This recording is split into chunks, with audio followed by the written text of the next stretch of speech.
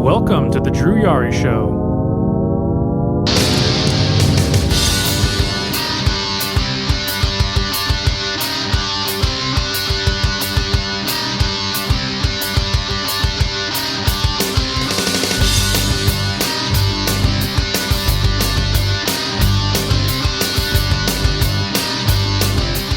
Wednesday night, Drew Yari Show. Welcome back, guys. I am Drew, and as always, I am joined by Justin from Spinebuster Tees. Yes, sir. SpinebusterTees.com. Spinebuster these titties. I'm playing. Well, not my titties, but yeah, we were just talking about our week and Thanksgiving. So we have a few people here in the chat. I see Kyle. I see Eddie. RJ might be joining us. Well, I mean, he said he'll join us because we're reviewing Survivor Series, and over the weekend, I don't know if you guys saw. So I'm not a new show. I'm not the host. I'm just I'm one of the guests. It's me and Monty and RJ. Monty is the host, and it's called the Trifecta Effect. It's we record every morning on the weekend, and we just talk shit. We talk about wrestling, talk about the things we like. And we reviewed Survivor Series. So RJ just mentioned to let me text him to when we're done reviewing the show, because he's already reviewed it like more than once. So he'll come on a little later on when we'll talk about something a little bit more fresh. But man, I lost my train of thought. I was going to say something, but yeah, look out for that show, Trifecta Effect, with me. Or no, it's not me. It's not my show. It's Monty, RJ, and myself. So, like I mentioned earlier, we're going to review Survivor Series, talk a little bit about Raw, the fallout from Survivor Series, and some news, if there is any news, which actually there is one little news tidbit, or there's actually two news things that I was able to pull up, so... and then we were discussing AEW. AEW is currently on, which you guys already know. We record during AEW. And really the only thing, worth mentioning was that MJF came out, cut his promo, and introduced a new-looking AEW title, which, I mean, the plates look the same, but it's like a new leather. It's, what do you say, Burberry leather? It's like a scarf. It's like a lighter brown. It's not light brown, but like it's a brown instead of a black, with the Burberry print on it. So like it doesn't look well on TV because of the light, but like if you see it in person, you could probably tell a big difference with it. Right. I mean, I was expecting a completely new title, but No, they're not gonna do a completely new title. No. I wasn't expecting a new title. As soon as I saw the thing in the ring with the William Regal, I was like, okay, well, we're gonna get a new, custom version of the belt. It's most likely gonna be Burberry print. It's gonna fit MJF's gimmick. And shut up, that's what happened. That's the title belt that we got. So I mean, I like it. It's for his character or whatnot. Let him have a different type of title belt. Now, what that tells me is, AEW, they spent the money on this new title belt. Mm-hmm. MJF was going to be a champion for a year. Right. He's going to be a champion all the way through, I think, the end of his contract in 2024. That's just my prediction, but I may be wrong about that. Yeah, and of course during the promo, he even said that I'm going to be champion for a long time, and this championship's a bargaining chip for the bidding war of 2024, and he mentioned Tony, but also Nick Khan and Triple H, as he referred to as Trips, which is weird because I didn't think that they could legally say the WWE names on TV. They say their names all the time. They say names all the time, like the Acclaim. The Acclaim did the rap when Vince McMahon retired or whatnot. He blatantly says, we're going to make you retire like Vince McMahon. Like, straight up. I'm like, oh, shit. Well, I think that's different because, this is actual name. I don't know. What do I know? But, like, I just remember in the past, like, I think there's a thing with TNA or they couldn't refer to ECW as ECW, or else they would get sued. And I don't think they legally own ECW. Well, that's different because they had the... So when they did Hardcore Justice, they, they had, like, Just Incredible on there, PJ Polacco, but the crowd was saying Just Incredible. Or, when they had Balls Mahoney, they were like, balls, balls, balls, balls, but they were calling them cojones. I think it's a little bit different because it is just saying the name, not necessarily the talent being there as well. You know what I mean? So let's say if, Bryan Danielson's there. If they would have said, hey, Daniel Bryan, then that's probably on terms for, some type of action. Well, I get that. I mean, I guess you can just say it even when you're not like MJF saying Triple H or John Cena, but he, I don't know. I guess that makes sense, but I don't know. That's not here nor there. I just wanted to bring that up. But MJF, right when we were starting to record, that's when I muted the promo, and I was just watching, trying to, I guess, decipher what they were saying, and Justin's watching it. He's like, I think his connection's about maybe 4 or 5 seconds ahead of mine. I'm watching on Twitch. What cable provider do you have? Spectrum. All right. So we're both watching it, and so what exactly led to William Regal giving him the brass knucks? Wait, say that again? Oh, did I drop? It skipped on my side a little bit. Oh, sorry. I was saying, so I didn't I had it on mute while we were talking, so, what led to William Regal giving MJF the brass knucks? No, what are you talking about in the promo? Yeah. No, MJF had the brass knucks already. All right. So he had the brass knucks already, I had it low because we were already talking already, but he had the brass knucks already, and he went behind him and knocked him out. So, yeah. So MJF dumped William Regal, which makes sense for his character because MJF, his whole thing is I don't need anyone. I can win on my own. Which it's kind of like half and half because he needs help to win, but once he gets what he wants, he doesn't need that person anymore. That's more so his character. I'm just going to get rid of you once I'm done with you. And I always thought it was kind of weird, William Regal be pairing up with MJF because MJF can already talk. He can already carry himself well. He doesn't really need a manager. I mean, Wardlow made sense because, MJF was still kind of in the mid card and he needed to get himself over by having a big giant manager. Now MJF is already over as fuck. He doesn't need a manager. He doesn't need anyone. He doesn't need a faction or a group. He just needs himself. So that kind of plays into the talk, is that William Regal apparently is going to leave AEW. This is their way of writing him off. That's just what I heard. Just pure speculation. Which is weird because apparently William Regal is signed to a 3-year contract with AEW. So is he requesting a buyout? What do you think? I don't know. I think that I'm not too sure if he does want to leave. To me, I'm thinking, why does he want to leave? Okay, yeah. Oh, yeah, he wants to go back to WWE, work with Triple H, and be on the regime. Okay, yeah, sure. For sure. Too easy.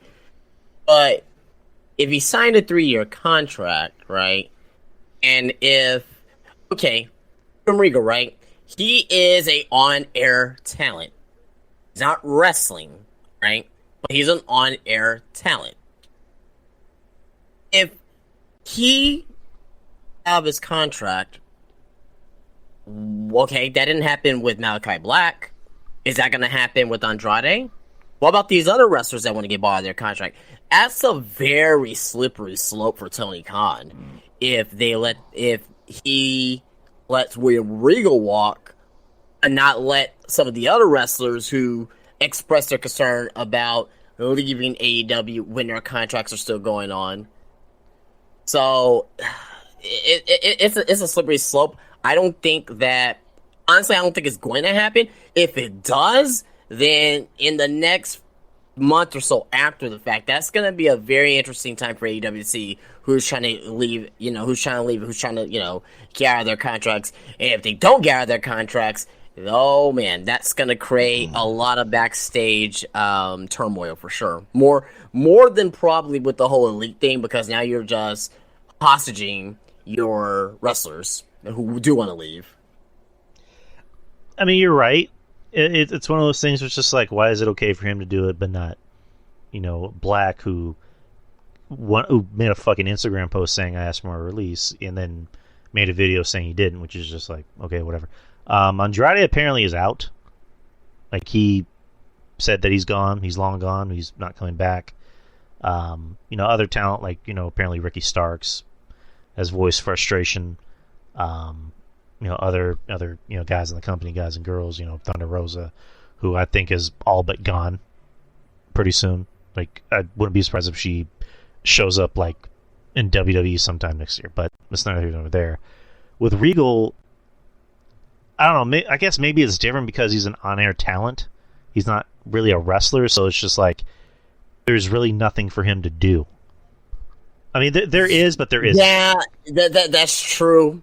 But again, on-air talent's on-air talent.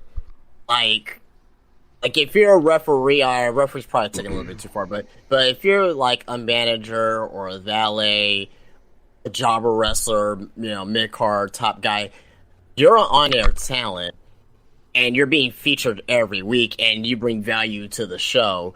It could be easier for him to be let go, but again, that would be my argument. Okay, Regal, yeah, he doesn't wrestle, but he's an on-air talent. He's on TV every week. People see him every week. What's the difference between, other than me wrestling and him not wrestling, what's the difference between him and myself not being able to leave? Because he asked for his release. He was granted his release. He still has 3 years left on his contract. I still have 3 years left on my contract.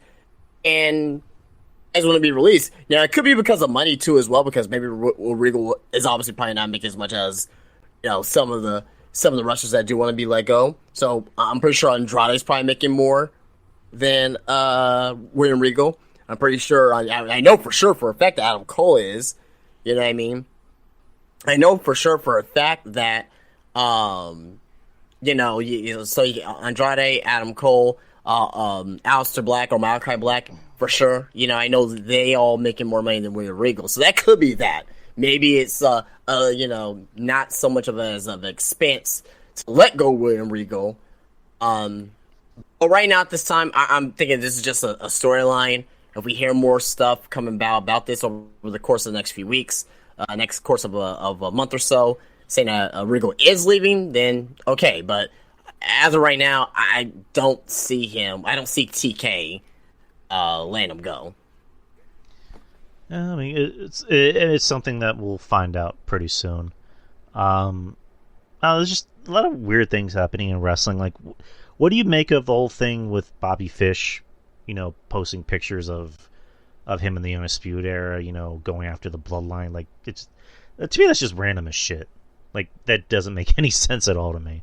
I think a lot of people kind of looked at that a little bit too hard. I mean, just said that, basically just saying that, hey, you guys are the Undisputed Era, for War Games now, pretty much, because the Undisputed Era, they were in like four or five War Games matches, and the Bloodline may be the new Undisputed Era as far as being in War Games matches. Well, I mean, that's their first War Games. What's that?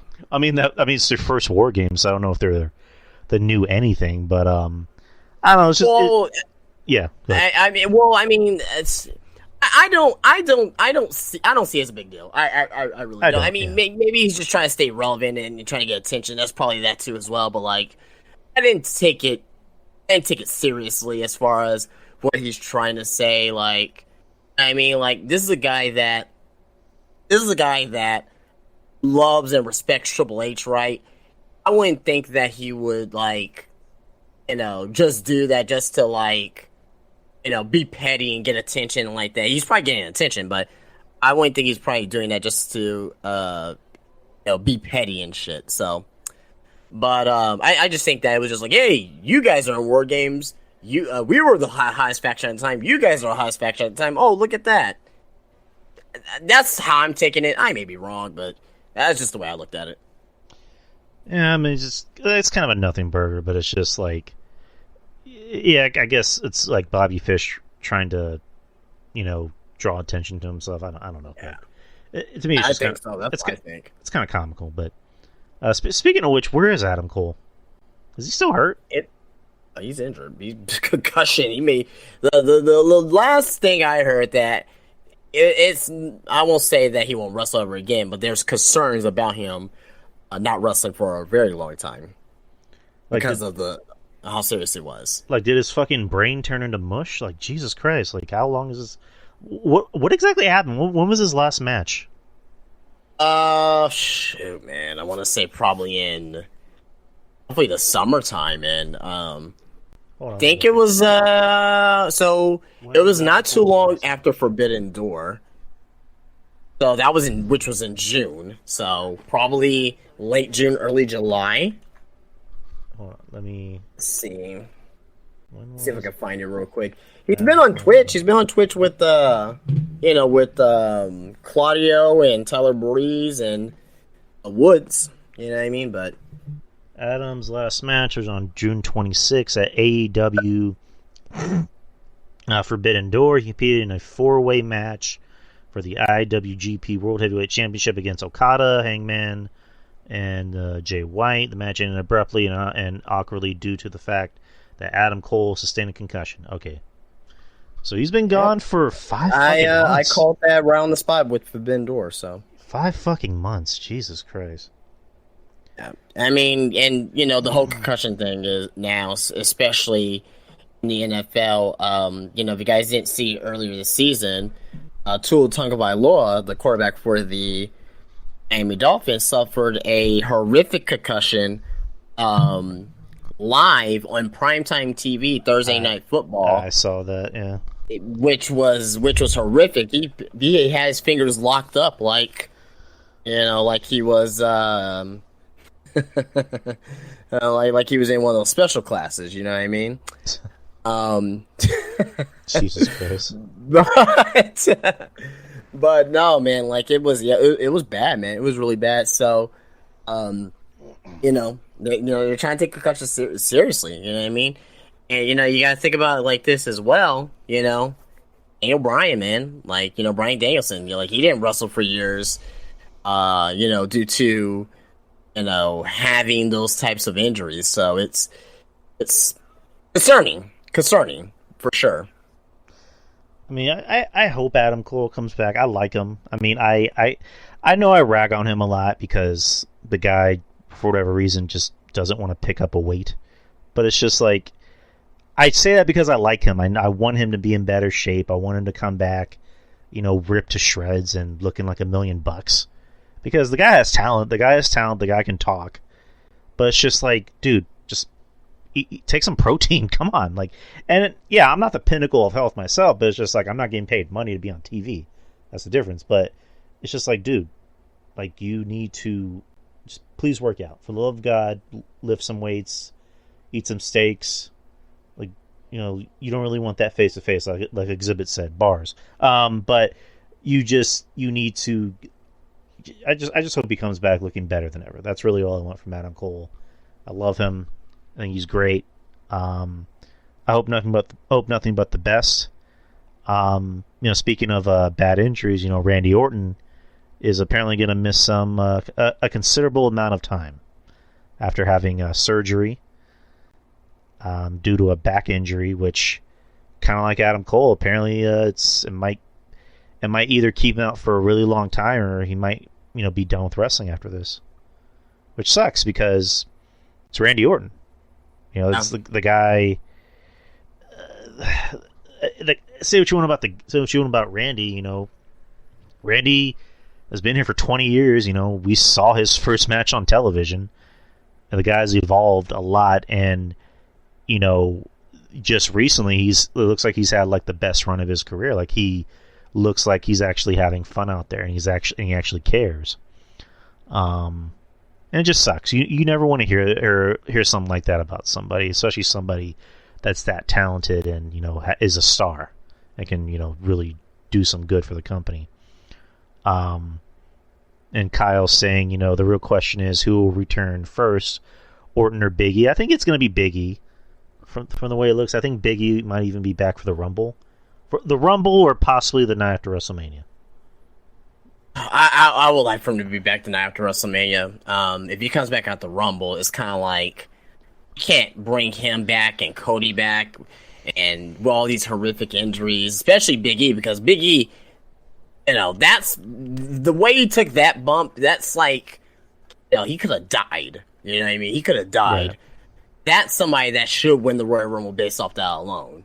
You know what I mean? You know how WWE is with the sentimental Rumble wins based off injury. You know what I mean?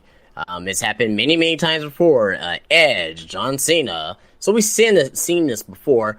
I think it's better if he comes back after WrestleMania, get a fresh slate for the year, because and obviously it'll give him a little bit more time to recover too. So now that we're on the topic, I'm curious. So what do you do with Big E when he comes back?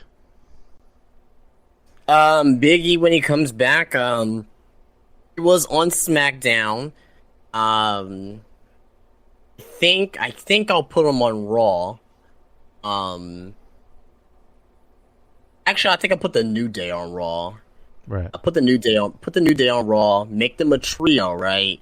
And you know, and obviously we have a lot of different, you know, trios, factions. I won't be opposed to a 6-man title, but at the same time as well, like if you do a 6-man title, that's like more than half of your tag teams too at the same time. So it's going to be kind of difficult for them to do that unless they really beef up the roster with maybe like 2 or 3 more trios after them, plus 2 or 3 more tag teams after that as well. So I'm not saying that it can't be done. It certainly can be done, but make New Day a trio. And what I would do, since Big E, I wouldn't make him a single star. Have him and Kofi a team, right? You know, and make Woods that breakout single star. Not saying going up to the World Championship, but Woods hasn't really had that huge singles push yet. He's the only one in the New Day that hasn't had that yet. And I think he has the, you know, he has the look. He's very popular with the fans. He can wrestle. He can talk. You know what I mean? He can hold a feud together with the heel, right? Give him a shot. Give him a shot at a world title shot. Not necessarily making him the world champion, but give him that shot and see what he can do with it. You know what I mean? I will love to see the opportunity for him. I think he's highly underrated. Oh no, I love Xavier. I was thinking something completely different than what you were proposing. So put him on Raw or SmackDown. Either way, have him come back with a New Day. But my idea was that turn Big E heel. Now, let me explain. So you can hype it up. Like, hype up the return of Big E, you know, have it be a big thing, you know, pun intended. And, like, you know, just to draw ratings, have it close out the show. And then just have, you know, the New Day come out and hype up their return. Like, you know, welcome back our boy, Big E. And then Big E comes out, and he's just really emotional. Like, you know, I'm glad to be back. You know, I'm glad everybody sent me their well wishes. This means the world to me. I want to thank my boys for being here for me. Being away this long, it really gave me a chance to really think about what I want out of life and what I need out of life. And thinking about what that is, I've realized what I don't need. And then he turns around to Xavier and Kofi, is you. And then he just proceeds to just mark the shit out. Like, a la, you know, Seth turning on the Shield. He takes out Kofi first, and then Xavier's just right there in shock, like, you know, what are you doing? And then he takes out Xavier. He takes out both of them. and that's how you turn Big E heel. And like the very next week on like Raw or SmackDown, you have Big E with a completely different look. Like shave his head off, have him go bald, have him have like the beard, like the like Bad News Brown, like do something like that, and then just have him come out, being reined in with boos. Like, how dare you turn on your brothers? Bad News Brown or Bad News Black? Bad News Brown. I'm just giving you shit. That was actually his name before he came into WWE. It was Bad News Black. I didn't know that, but like, give him that look so you can make him look, I guess, semi-tough. Because Big E is a big guy. He could probably fuck somebody up. But anyways, just like have him come out, just completely different look. Mish is asking me, you would turn Big E on his team for years with one promo. I think it could work because it's just like, to me, I don't know how you guys feel. I think Big E is the star. Like have it be a thing where the people are so happy that Big E is back, and they're glad to see the New Day back. But Big E is, his whole thing is, I've been away this long, and I became, at the same time, he kind of became bitter and rageful.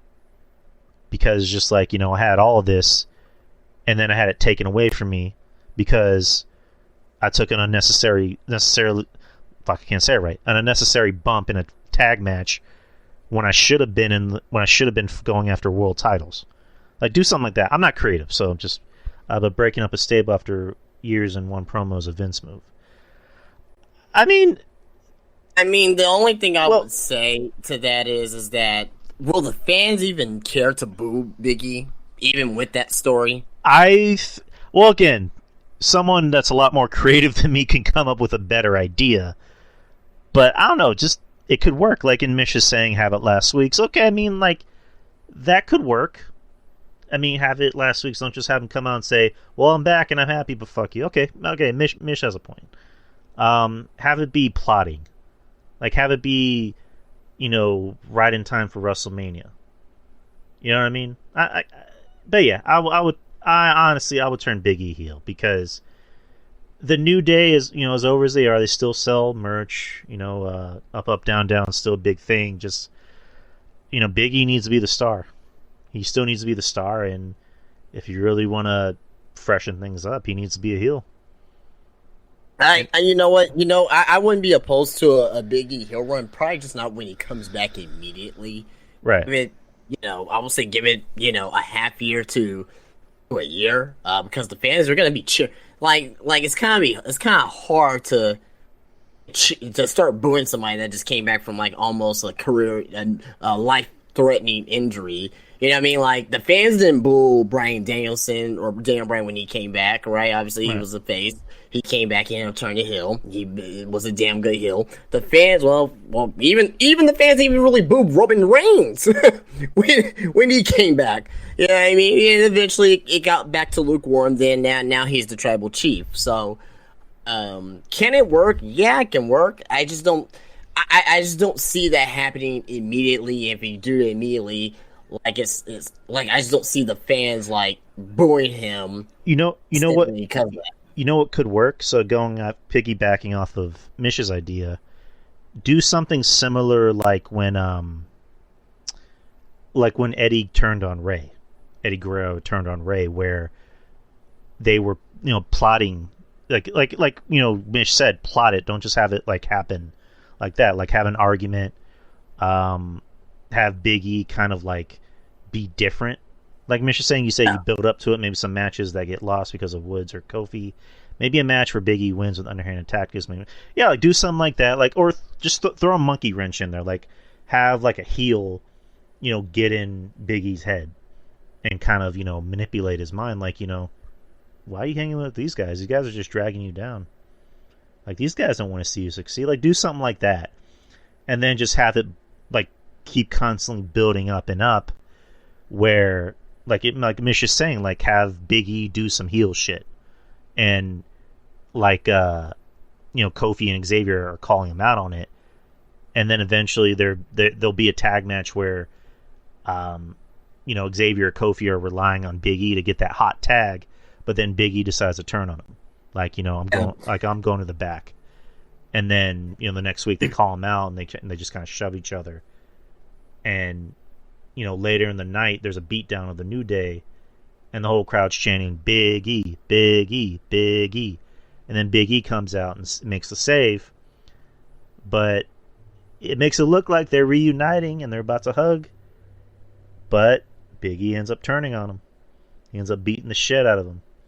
And you can just have that tagline. Why Big E, why? Do something like that. But it's just an idea.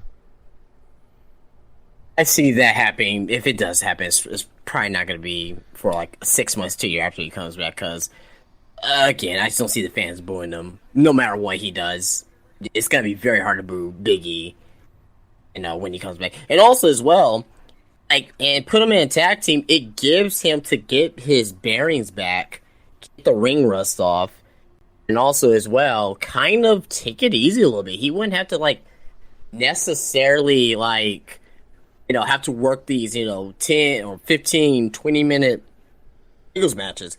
He can easily work 20-minute tag team match and only be in the ring for 7 minutes of that. And still be able to, be on TV and shake the ring rust off. So, I don't know. We'll see when he comes back. Hopefully, when he does come back, it's obviously it's going to be very emotional and, fans are going to be very happy or whatnot. But, but I really think at the end of the day, he's going to get a push when he comes back. If they do make him a single star, he's definitely going to, get a big push. Right. And, Eddie's asking how's his recovery going. Apparently, it's ahead of schedule. That's the last I heard. I think Mish said it. He was ahead of schedule. So yeah, it's good. So, let's move on to Survivor Series. All right, so Survivor Series, War Games was this past Saturday, and it was in Boston, Massachusetts, in the TD Garden, November 26th. This is the first Survivor Series that we know where there are 2 War Games matches instead of traditional Survivor Series matches. So it would have been nice if they did have traditional Survivor Series matches, but that's just me. But 5 matches. Let's begin with the first match of the night. No pre-show matches, so good. First match of the night, you had the Women's War Games match. You had Team Belair, Bianca Belair, Alexa Bliss, Asuka, Mia Yim, and Becky Lynch versus Team Bayley, which is Damage Control, Bayley, Dakota Kai, Io Sky, Nikki Cross, and Rhea Ripley.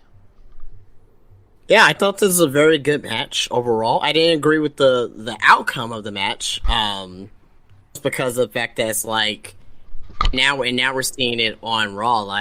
Okay, where does Damage Control go from here? Where does Bayley go from here? And it's if Bianca would have lost, okay, that wouldn't, it would not have hurt Bianca Belair if she would have lost, right? It wouldn't have hurt Becky Lynch if she would have lost, but that's just my opinion. I mean, I'm over it now, but good match though. Everyone looked good in the match for the most part. Io Sky is a crazy woman, and I love her for it. Becky Lynch is a crazy woman, and I love her for that as well. Mm-hmm. But good match overall.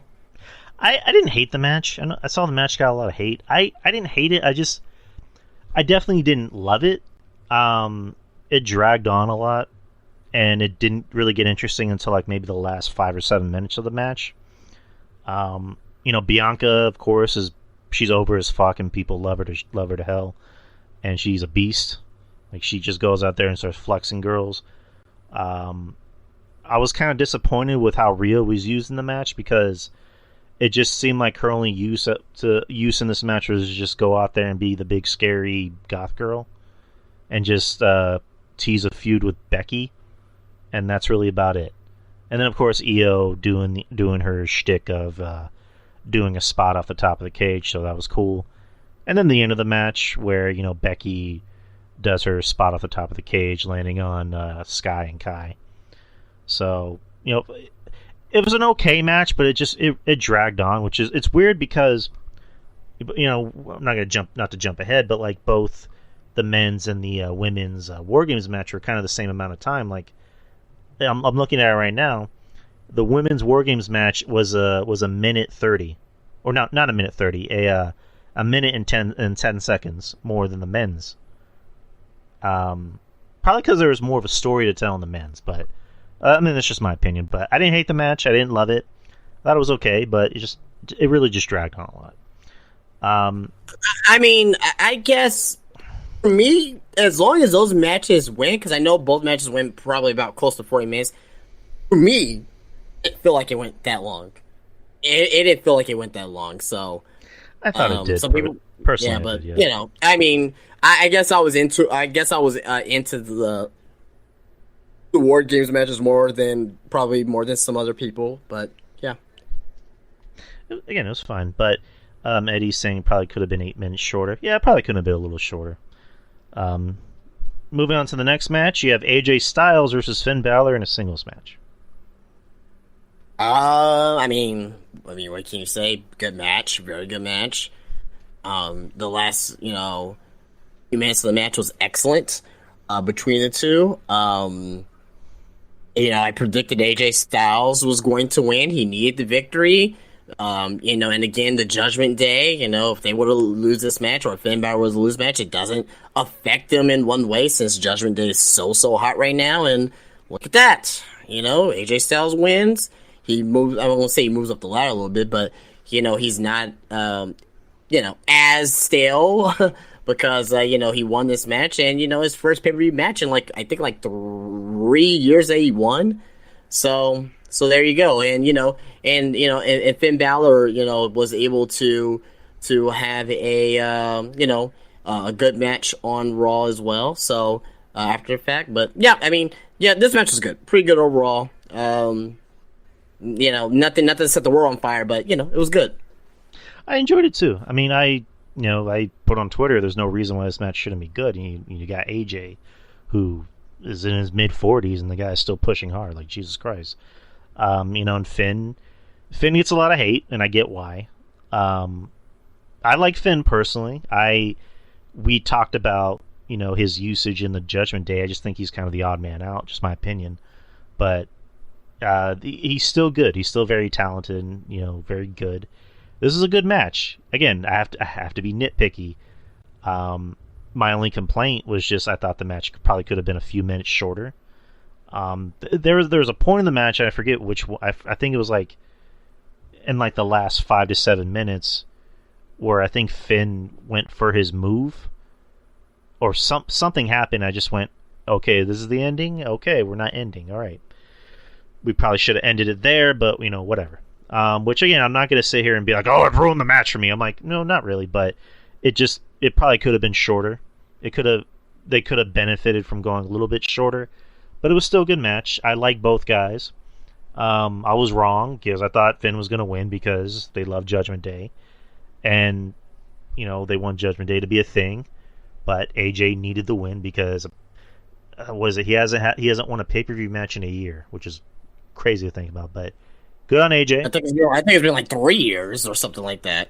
I think I saw someone put 2021, but I thought it was 2019, but whatever. Somebody post that in the chat room. I'm too lazy to look it up, but yeah, good match. Liked it.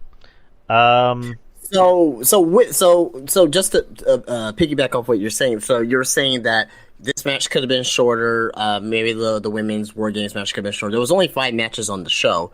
So would you just want the show overall to be shorter, or did you want a 6 match with that time? Like what would you do with that extra time? Like just a shorter pay-per-view, or do you think they could have had a 6 match to make some of these matches a little bit shorter to make everything more balanced? Like what would you have done in that situation? I was a little shocked that there wasn't a 6 match because, like I was saying right before we did our review, was that I was surprised. I would have liked if they maybe added a traditional Survivor Series match just to keep up with the tradition of the pay-per-view. Yeah, I don't know. I'm not opposed to long matches if it, I guess, makes sense for the story and also for the match. I'm not gonna sit up here and be like that ruined it. It's not like AEW where it's like they're unnecessarily long, and like it's false finish after false finish. But like I don't know, like I personally like make the matches a little bit shorter. Don't make them don't make them overkill. I get it, War Games needs to be long because it's War Games, but the women's probably could have been shorter. The AJ match could have been a little shorter, and like you had suggested to me, like they maybe could have added another match, like a 6 match, maybe like a match to kill time. I don't know, like maybe a traditional Survivor Series match like that. Probably could have been the best way to go about things, but that would have been a traditional Survivor Series match, 5-on-5, or 4-on-4. Maybe another 20-25. Well, okay, 4-on-4 and 5-on-5, whatever. But depending what it is, like that's another 20-25 minutes right there. So if you were to take, let's say like 5 minutes, 10 minutes off the women's Survivor Series match, War Games match, maybe take about 5 minutes off of Eller and AJ, then like maybe take another 5 or 10. The main event, maybe that could have worked, maybe, but I think, but I don't know. I'm just kind of thinking about it out loud with that. So I don't know. Like lately, I've been kind of like a curmudgeon about time, not just with wrestling, but movies. Because like, for example, I like Black Panther. The movie was 2 hours and 40 minutes, and I saw it 3 times. I can admit maybe the movie could have been shorter. Like it could have been maybe at least like an even 2 hours, but it's another conversation for another time. Well, everything's getting longer now, like not shorter. So like, movies, wrestling events, even like TV series, if it's really good, like The Walking Dead just it went on for freaking like, like 13 years, however long it's, I think it started like in 2009 or whatever it was. So it's like, it's like everything's getting longer now. Like back in the day, like in the, 80s and the 90s, like, like how long was like the Breakfast Club movie? Like, probably like 76 minutes, Like, I see your point though. I see your point though, but it just seems like, like 10 years from now, we're going to start to getting 4-hour wrestling shows, and I hope to God not, but like a 4-hour, like, daily shows. And, if Vince McMahon was still around, I'm pretty sure he'd probably want WrestleMania to be 12 hours long if he could. Jesus Christ. Well, luckily with the pay-per-view events lately, they're on a Saturday, and they usually let out before 10, depending on the pay-per-view. If it's one of the big 4, they're usually going to go over 3 hours. If it's like Backlash or No Mercy, we're going to be out of here around 9:30, 9:40-ish. So, but again, just the point is, we're glad pay-per-views are on Saturdays, which for sure. Even as a kid, I know we're kind of like growing around things. We'll get back to the show, but like, even as a kid, I always thought it was kind of weird that pay-per-views were on Sundays. Like, why not be on Saturdays? Saturdays seem like a bigger day to have pay-per-views. Like, I don't know. But yes, Saturday pay-per-views have been, like Mish is saying, life-changing. So that's definitely good, because like it's really cool because of the fact that I don't have to like worry about watching my NFL games plus wrestling at the same time. When it comes to having all that. So Saturday pay-per-views, please stay. All right, let's move on to the next match. Oh boy, if you can call it a match. The women's SmackDown Women's Championship, Ronda Rousey versus Shotzi. It was a terrible match. I'm not saying Shotzi didn't look bad, but Ronda, she didn't want to take bumps. She didn't want to take that DDT on the apron bump. It seems like she's just going through emotions. She's here to make money. It seems, and I don't say this much about a lot of wrestlers, but it seems to me she's just here for the money. She's just here for the paycheck. It doesn't seem like she wants to advance. Her first year coming into WWE, at the time, she had the greatest rookie year as a woman ever. Right? ever since then, she has not progressed. She hasn't progressed on the microphone. She hasn't progressed in the ring. She hasn't progressed in the storytelling. She hasn't progressed in selling. She hasn't progressed at all. As a matter of fact, she's regressed. And I think it's a fair point. And I think a lot of people on wrestling Twitter, wrestling, social media, there's a lot of polarizing opinions out there. But I think one thing we can all agree on is that Ronda Rousey 100% definitely needs to do something else other than being in WWE. She doesn't need to be in WWE unless she improves like dramatically over the course of the next 6 months. I would rather for her to be somewhere else other than wrestling. Let me ask you something about Ronda. We'll get back to the match, but let me ask you about the presentation of Ronda. Mish, who's in the chat room right now, also the proprietor of this establishment, had mentioned on Wrestling Soup that he thinks Ronda should have been presented more as a killer rather than a wrestler. Like, she shouldn't be out there. Here's the issue with Ronda Rousey. Right. She's being presented as everybody. Right. Else. She's not being presented as someone special. She was at first. She was being presented as a killer. I think, to me, it could be like a creative on the creative side, but I'm not too sure if she really like she always mentions like, oh, you're the fake wrestling, and and to me, I really just think that's just her, not necessarily playing a character per se, but like she's doing that for heat. So that's one thing I do like about Ronda is when she's on social media. Social media is Ronda, her talking shit on there. I love that shit. I love that shit because she knows what she's doing on there. But Ronda everywhere else it's not. It doesn't look good. Her moves don't look impactful at all. Right. Probably with the exception of like the whole Piper's Pit. I guess you want to call it like Samoan drop, whatever it is. But outside of that, even like her arm bars, because she can't really do a real arm bar. If she does a real arm bar, she breaks somebody's fucking arm, right? Right. So, it seems like she doesn't. It seems like if she goes like really, really goes, she will end up hurting somebody for real. And I think she may have been told, like, I don't know if she's been told or anything, like, hey, Ronda, kind of scale it back a little bit, you know what I mean? This is for entertainment, don't really hurt nobody for real. And I think that probably made her turn her off. I don't know. We don't know. This is going to be something very interesting to look forward to down towards over the course of the next 3 to 4 to 5 years and hear stories about Ronda Rousey and shoot interviews on Ronda Rousey. So, but, yeah. It's trash. So going back to the match, I love Shotzi. Everyone who listens to the show knows I'm, very pro Shotzi.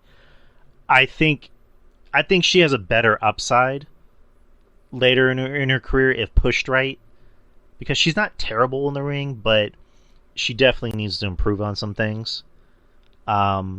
This match didn't do her any favors because, like you mentioned, Ronda didn't want to take any bumps. She didn't want to. Oh yeah, she wasn't selling. It was more Ronda than Shotzi, I think, to why the match didn't work. You know what I mean?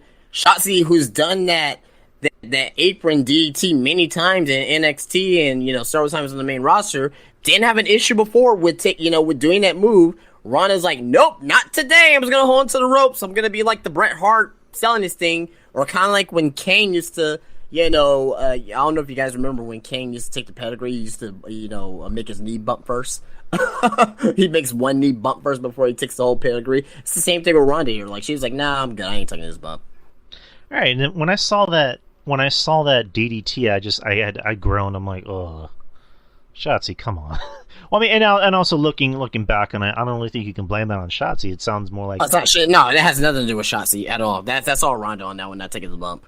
But yeah, I love Shotzi. This match didn't do her any favors. Like, they didn't properly build her up to make the audience care more about her going into this match. It just, all they did was just give her a match and go, okay, so talk about how you were bullied, and go.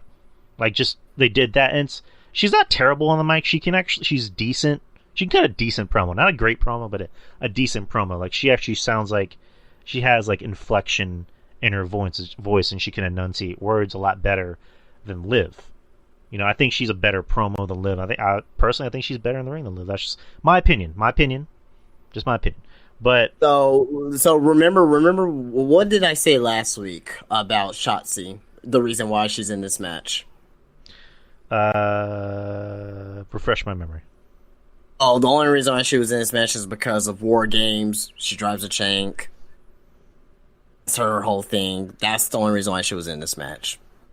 Other than that, she would not have been in this match whatsoever. And also, apparently she's a Triple H girl. So maybe she's a Triple H girl too as well, but like the whole War Games coming out in a tank, the gimmick, and fitting the theme of the show, that's the reason why she had the match. All right. Well, again, hopefully this isn't a thing that kind of de-pushes her, or like not to say that she's going to get another title match, but more so this is more of a thing that like is a learning experience from her. You know what I mean? Like, because she definitely does need to improve in the ring. Like, she really does need that. But this match was just bad. Overall, bad from beginning, middle, end, and it sucks because I like Shotzi and I want to see her succeed. It sucked a fucking monkey dick. Fuck. I don't know about that, but Lightning's asking, I hate to ask, but should we talk about the hashtag? Okay, yes. So apparently there is a Fire Ronda Rousey hashtag on Twitter, which, I mean, at the end of the day, Ronda Rousey, unfortunately, I guess is a draw. I mean, is she really a draw? But no, I don't want to see anyone lose their job. Personally, like, I don't want to see her get fired. I think when it comes right down to it, as soon as her contract expires, she's gone. She's not coming back. But I don't. Again, we shouldn't put a hashtag, fire Ronda Rousey unless she actually did something bad. You know what I mean? Unless she's being accused of being a racist or hurting animals. Well, there's people out there that are trying to make that narrative, which is very dumb about making narratives like that. Like, I hate cancel culture so much that they try to bring up something of someone's past, something that happened 20, 25. Okay, so Jerry Jones, right? I mean, Jerry Jones. They're trying to I don't know if you saw that picture of him, of him in high school, and basically he was in the picture in the background when there were some black students in the 50s trying to go to an all-white school, and there was big protests and things of that nature. There was actually people on Twitter saying that, oh, we should cancel Jerry Jones because he was there. Yeah, he was there. It wasn't. It didn't in the picture. It didn't he was trying to ban these black students from getting to the high school itself. This is coming from a black person, by the way, too, as well. Right. So to me, it's okay, you're just trying to give reasons to cancel people, right? You know what I mean? Did he hate black people back then? Maybe he did. Maybe he did not. But it didn't give off the indication of some other people there where they are basically trying to harm the black kids there. But anyway, it's the same thing with Ronda Rousey, and because there were some people on Twitter talking about, oh, she's anti-Semitic. She said this 5-10 years ago. Okay, well, where was the outrage 5-10 years ago? What happened then? What happened when she got into WWE? What happened when she was in UFC? How come we're not talking about it? How come you're talking about it now?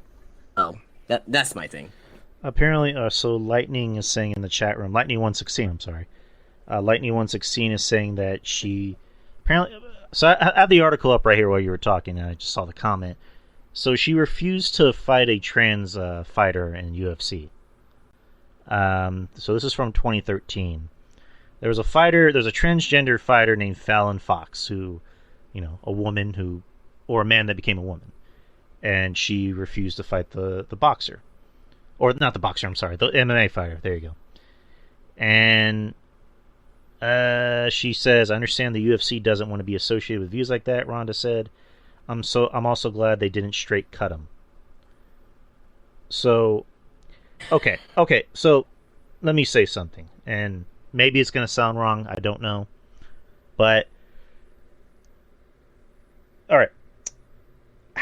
Let me start by asking you something, Justin. So, in a woman's sport, if you put a man or a woman that used to be a man in a woman's sport, whether it's MMA, whether it's basketball, track, or baseball, or whatever, do you think that gives that individual an advantage over the other woman? 100% yes. See, there you go. Because you were genetically born as a man. So it's just genetics, right? I'm not saying that men are better than women or vice versa. It's like, hey, my bone density, my structure, my muscle density, I have more strength than you. I'm likely to be taller than you, likely to be more heavier than you, faster than you. Yeah, you know what I'm saying? Like it's kind of like that's why I keep saying Nyla Rose is the worst wrestler of all time. Should be killing these women in the ring. Should be murdering these women in the ring. You lose. You lose to the common woman. So anyway, back to the Rousey thing.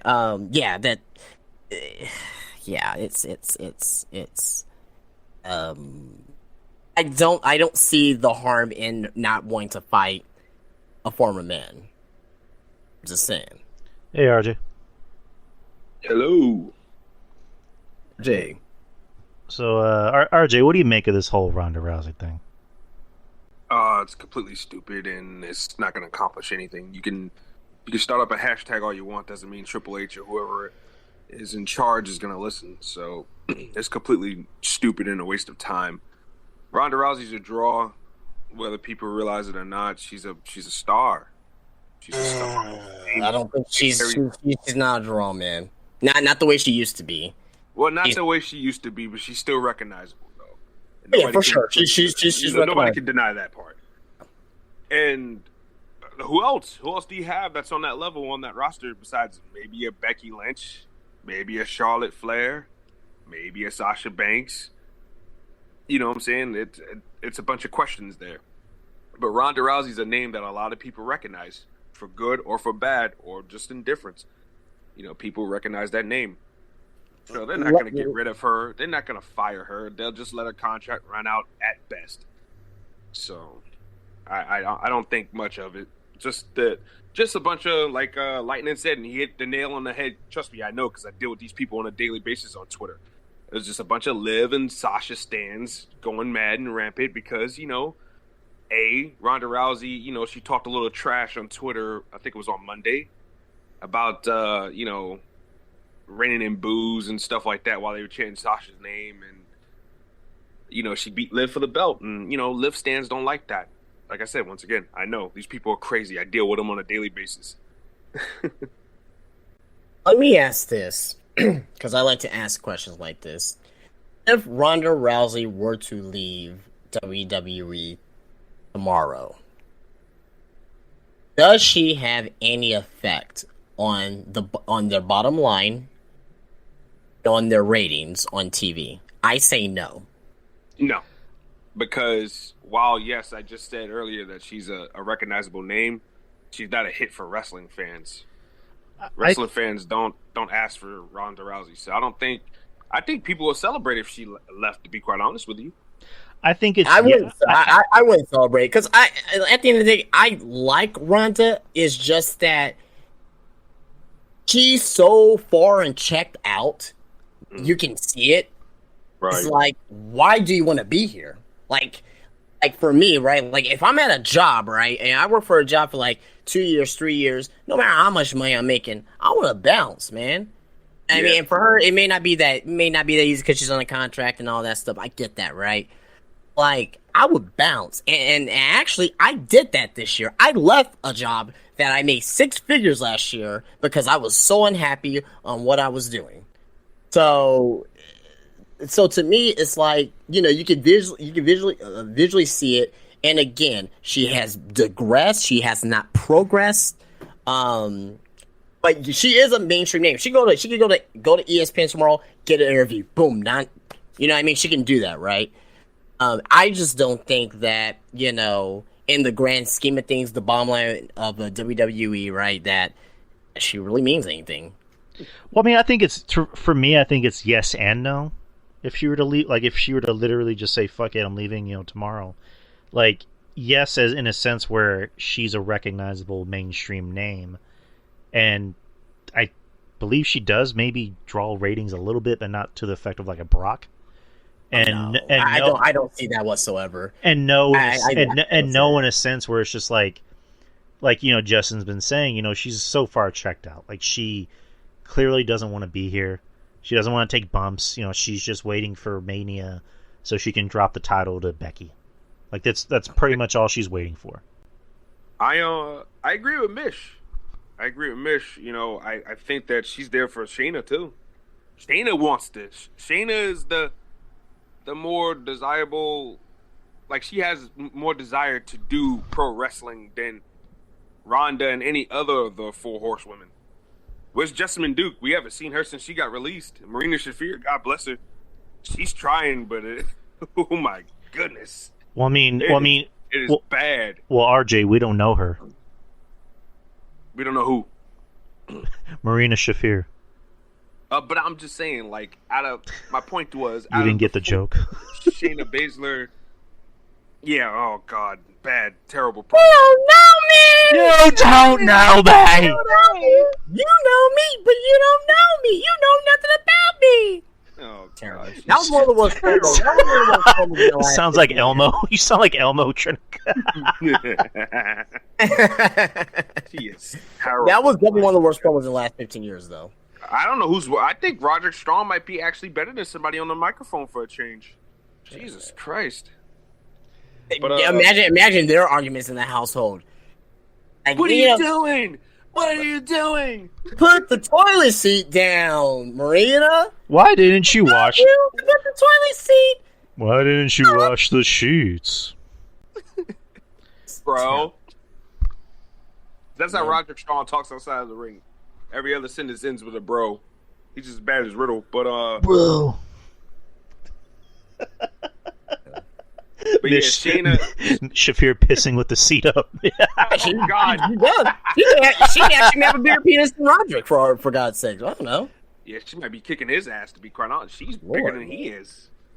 Well, figuratively and literally. She fucks him. He doesn't fuck her. Is that why Roderick Strong moves a little weird in the ring when he throws his, those knee strikes?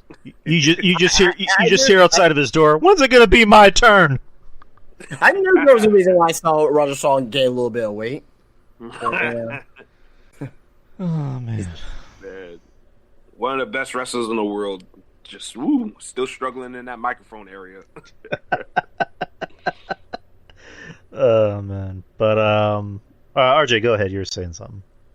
No, but I was just saying that Shayna's the real one that really wants to flourish in wrestling, and I think that Ronda's sticking around to be with Shayna and try to help, boost her up as far as like getting over. Because that's Shayna's problem is Shayna gets next to little no reaction at all when she comes out. So by her being with Ronda, at least that she can get some type of reaction by proxy. But I mean, that's just in thinking. But I don't know. I just think that giving her up to a friend in Ronda's mind might, help her out. All right. We have two more matches. The next being the triple threat for the United States Championship: Austin Theory, Seth Rollins, and Bobby Lashley. I thought the last 7 minutes of this match was amazing, fantastic. Probably the best piece of wrestling on the entire show.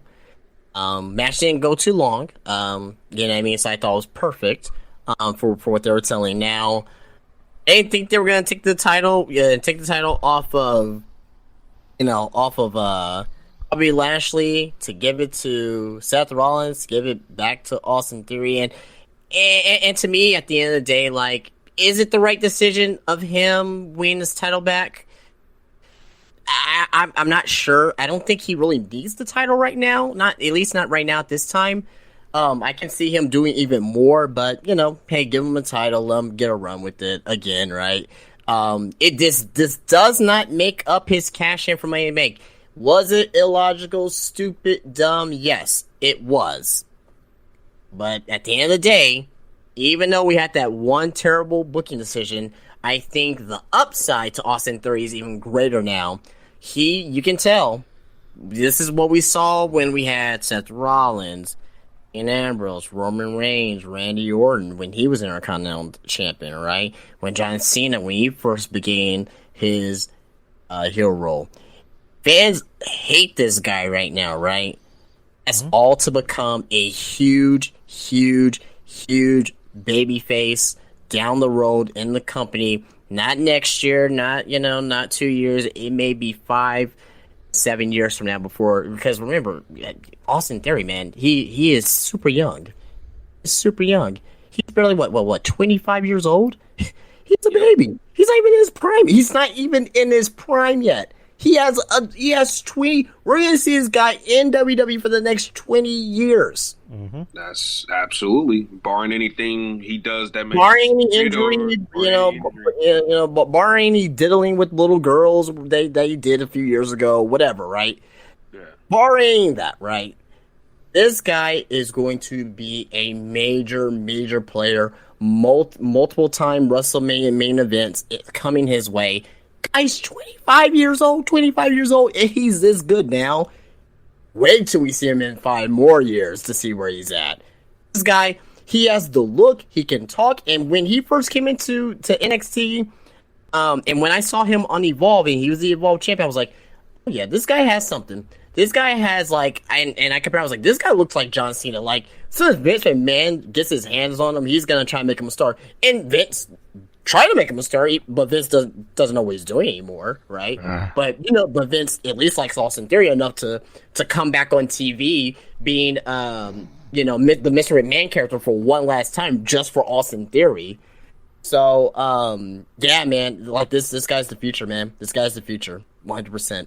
You know the crazy thing about that, Justin? I saw Austin Theory have like great matches even before his time now.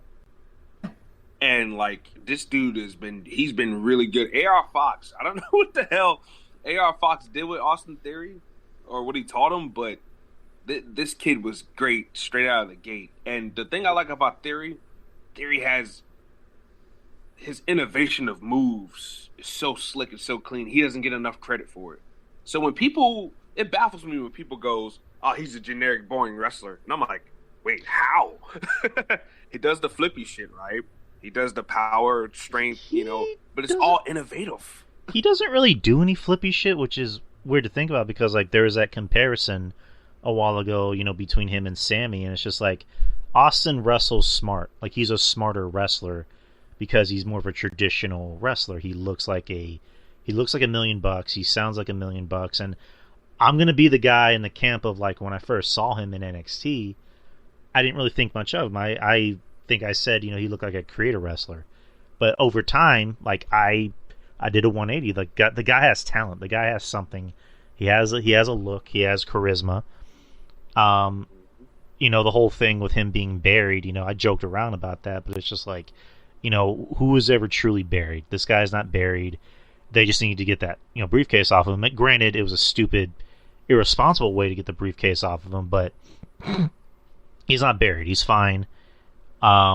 He's somebody that's going to be, like Justin said, in 20 years. He's already going to main event, WrestleMania after WrestleMania. He's going to hold multiple championships, and it's just like you're only really seeing this dude get started, and I'm happy that they're still sticking with him because you need more stars because Roman's not going to be here for a long time.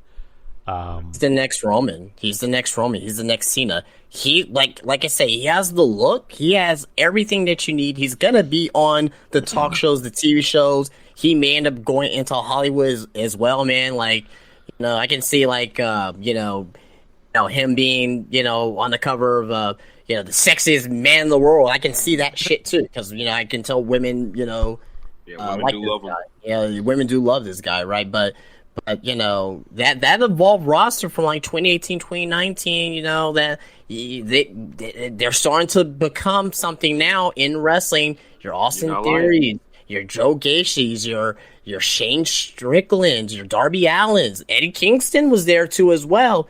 Yeah. I would say go back and look at an evolved roster. Watch a couple matches. You may be seeing the future of wrestling in there too as well. I mean, Eddie Kingston's been around forever, but you guys get my point. But definitely, I agree. With this match, I like this match. I thought this was probably the match of the night, because again, Austin is just really goddamn good. He's really just getting started. Seth, I know Seth gets a lot of hate. I'm gonna be the guy that likes Seth. I think Seth is really goddamn good. So far, he's my choice for wrestler of the year because he can really go in there and just have a match with anyone, and it's gonna look like a 5-star match. He's definitely up there for sure. And Lashley is he's a fucking Iron Man, right? And then Lashley came in. And he was the cleanup guy. He was the guy that goes in there and does the big power moves. And kind of glass half full is just like I'm hoping this Lashley is done, so he can go back and do like be in the main event spot, possibly maybe even bring the Hurt Business back. But we'll get into that later. Shoot, not to cut you off, Drew, but he might be one of my choices for Wrestler of the Year this year too. Bobby Lashley, I mean, my God, he's turned up, man. He really has. Yeah, and the reactions to him, like, oh man, I still go back to that Hell in a Cell one. He got that huge baby face reaction before and after the match. Like, damn, I'm like, yo, like this is the most over I've ever seen Bobby Lashley in my whole entire life. I've been watching this dude ever since I was in fucking elementary school. I'm 28 now, so like it's crazy. But Bobby Lashley, man, yeah, he might be one of my choices for Wrestler of the Year too. I mean, yeah, it's definitely not a bad choice. This has probably been his best year. Like he's like Sheamus, he's put on some bangers this year. Yeah. But I'm just hoping because he brought up the fact about the Hurt Business, and I hope so too. My mind. I hope he reforms the Hurt Business. Like, I hope it's a thing of like he approaches them first. Like he can do a thing where he goes up to MVP, and then almost is like, "What do you want?" And Lashley just looks at MVP and goes, "We need to talk." And then they just reform the Hurt, like, or maybe do something more creative. I don't know, but like just reform the Hurt Business. I would reform the Hurt Business with Omos. Yeah, there you go. That way the spotlight ain't too much on Omos in a sense where the whole he's not ready thing, but he can learn from the rest of those guys, and help get better and stuff like that. Even though I was impressed with that Strowman Omos match, like I might be in the minority on that, but I enjoyed that. I enjoyed Omos's. Yeah. I think we would say we like that match, yeah, for sure. And I enjoyed Omos's trash talking, man. I was like, did this guy go to the Mark Henry School of Trash Talking or what? It was great. Yeah, it was really good. Yeah. I mean, he was also trained by Kevin Nash, if that means anything. yeah, it does. I mean, now we're talking about the Hurt Business here, right? Now, who would be great for the Hurt Business? Let's say we take out Shelton Benjamin, right? We love Shelton, right? Yeah. If I'm doing Hurt Business, I'm thinking forward, right? I'm thinking in the future, right? Ooh. Thinking in the future. How about you have Bobby Lashley, Cedric Alexander, and bring in Carmelo. You read my fucking mind. You read my mind, dude. Oh my god. with Trick Williams. Trick Williams there, right? Trick can still be there, be a mouthpiece, right? Be the new Hurt Business, right? And eventually, and so that way the fans could get invested. He's there with Lashley, right? Lashley can help Mel get over, right? Because the fans are not these main roster fans. I don't know what's up with them. I don't know what's up with them because they don't watch NXT, even though NXT is still on USA Network and they show promos of it. They seem not to care about NXT, but have Melo there, have him get over there, then eventually break Melo off and be a single star. I think that would do him wonders if they do something like that with them. That could help do Trick Williams some good too, being around those veterans. AJ Francis. Yep, exactly, 100%. AJ, oh god, I want that what guy. Does Jim Cornette call? What does Jim Cornette call top dollar not nada? I think he calls him a refrigerator or something. For $0, I don't know. Oh god, That guy sucks. But yeah, like fucking, oh my god, Mello and Trick Williams in the Hurt Business, sign me, and fucking have Montez as a heel, put him in the Hurt Business, sign me the fuck up. Ooh, Sign me the Bianca fuck as a heel up. Too? Ooh, Them be arm in arm? Oh. don't, dude. Too much sauce. I think anyone hear my Montez is already over enough to where he can do it by himself. I don't think he needs a group, personally. But I'm saying, when RJ suggested both Bianca and Montez, can anyone hear my boner? Can anyone hear my boner when he said that? Oh God! Because that made me hard. Well, I just got poked in the eye for some reason. Oh, good lord! I'll post some dick pics on her. But Oh jeez! Oh God! God damn! Oh, I don't know. Fuck, Discord won't even let me post a picture of a girl in a bikini. So that's what I'm saying. Well, But- yeah, that's something I got to talk to you about later because I was trying to post a picture, but anyway, yeah. Maurice, Kyle, Lightning, y'all getting more than y'all bargained for tonight. Yeah, you getting all this and more. All the kiak. No. Oh man! Oh Jesus! What do you say, Justin? So much semen. Yeah. So much semen up from my kiak. Jesus Christ! All right, main event time. Main event.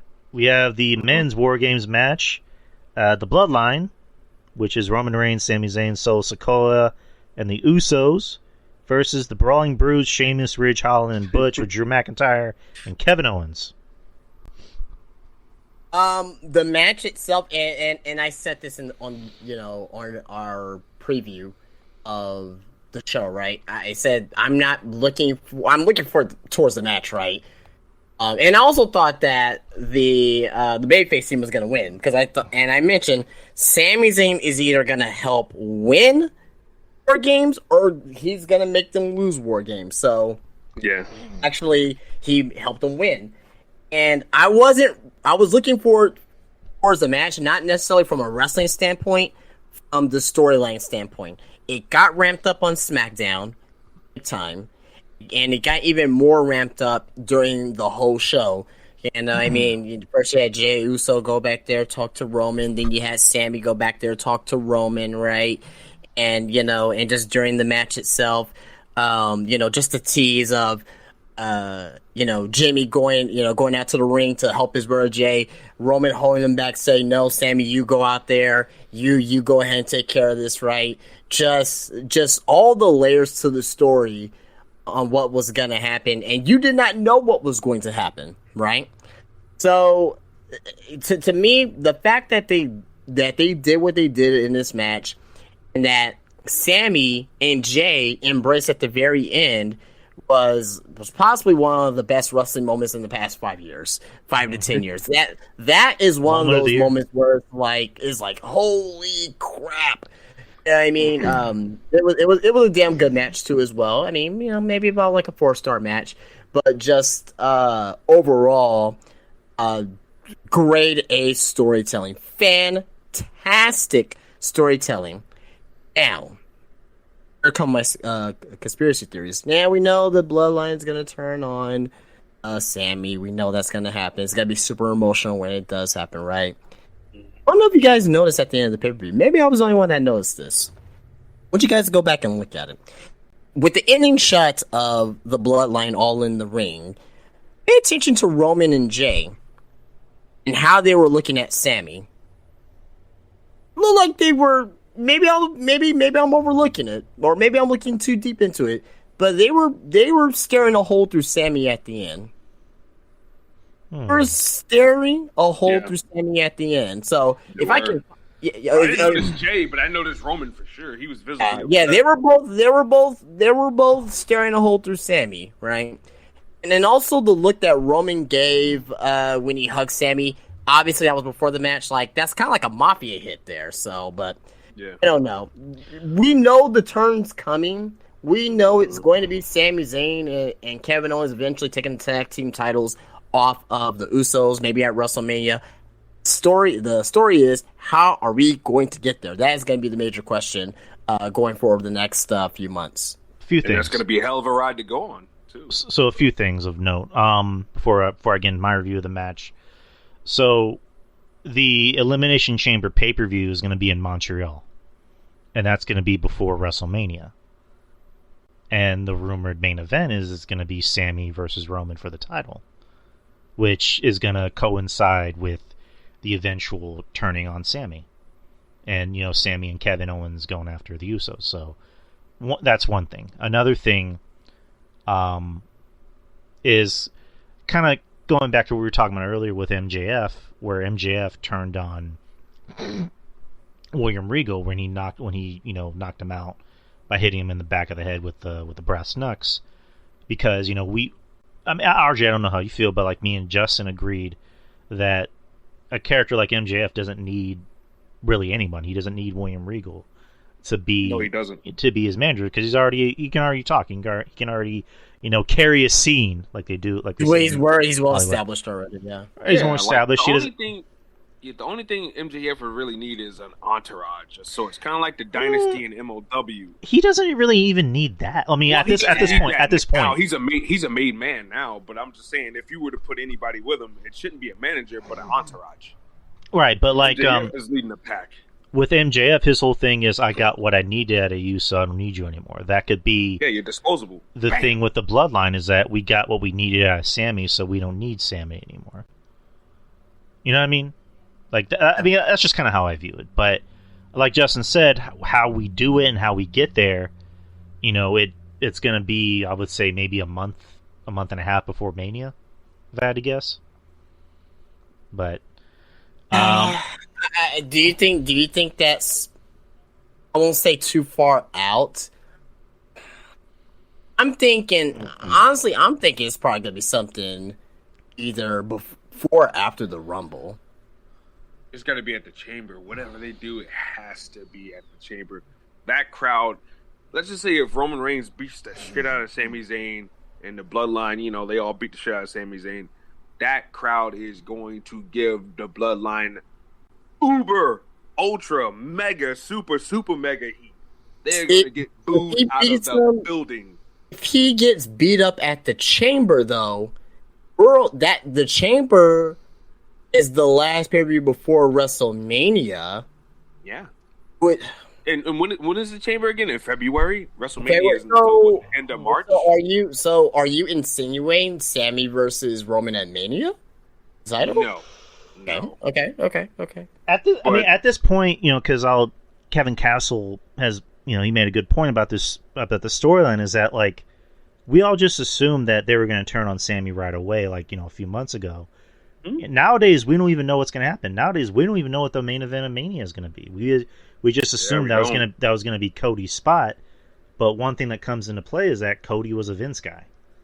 Like, Cody's not a Triple H guy. Which, granted, Cody has said him and Triple H, have a really good relationship. So I don't know, but we don't know what the main event of Mania is going to be. We don't even know what most of the matches are going to be. I mean, we know maybe it's going to be Sammy and Kevin Owens versus the Usos, maybe.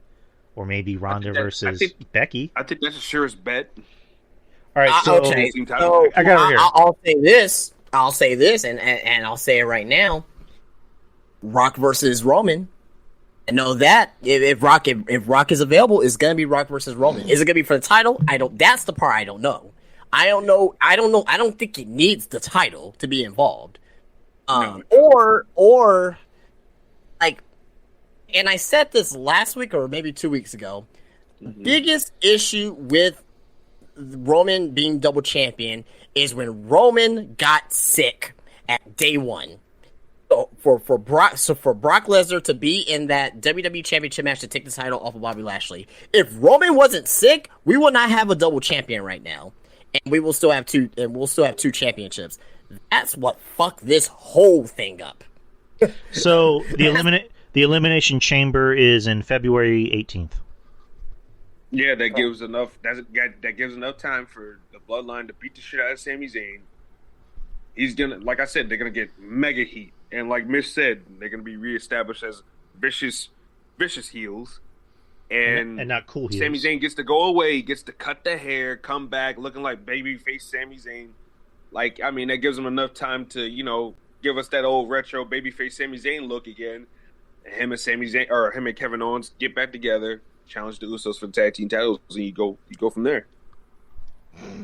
First, they have to make up in storyline first, then which should be funny and touching a lot of people's feels and stuff like that. So, I mean, there's a lot of stuff you can do there.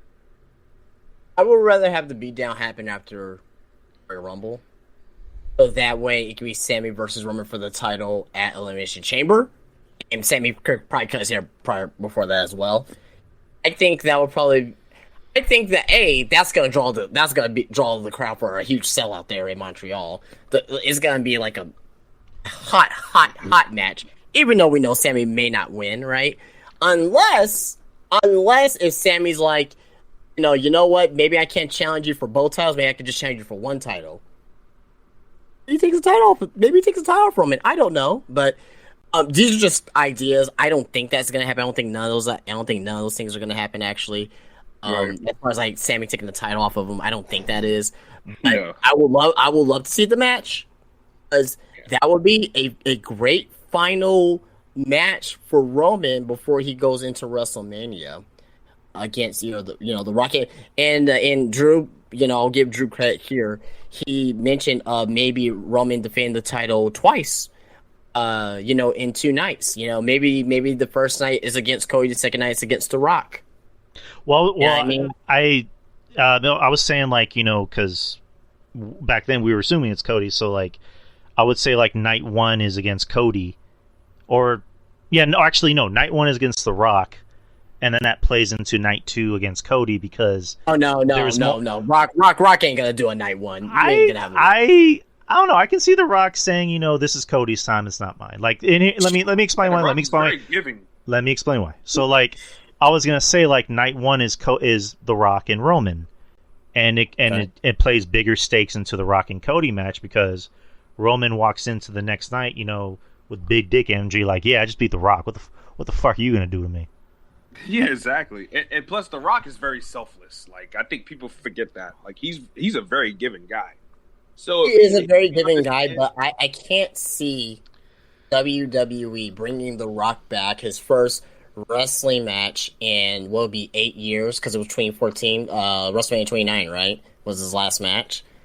Yeah, 29, right? Yeah. Well, okay, 30 if you want to count the fucking like 10-second match, whatever it was with Rowan. But I can't see WWE bringing the biggest Hollywood actor in the world in Los Angeles to not close out the festivities of WrestleMania. I may be wrong. Well, Steve anyways. I'm taking the L anyway, but I mean, they brought back Steve Austin for one night, and he was the first night. Hey, Steve, you can't compare Steve Austin. I can. Oh, yes, I can. You cannot let me finish. As far as being a Hollywood mainstream draw, wrestling, yes, yeah, we know that.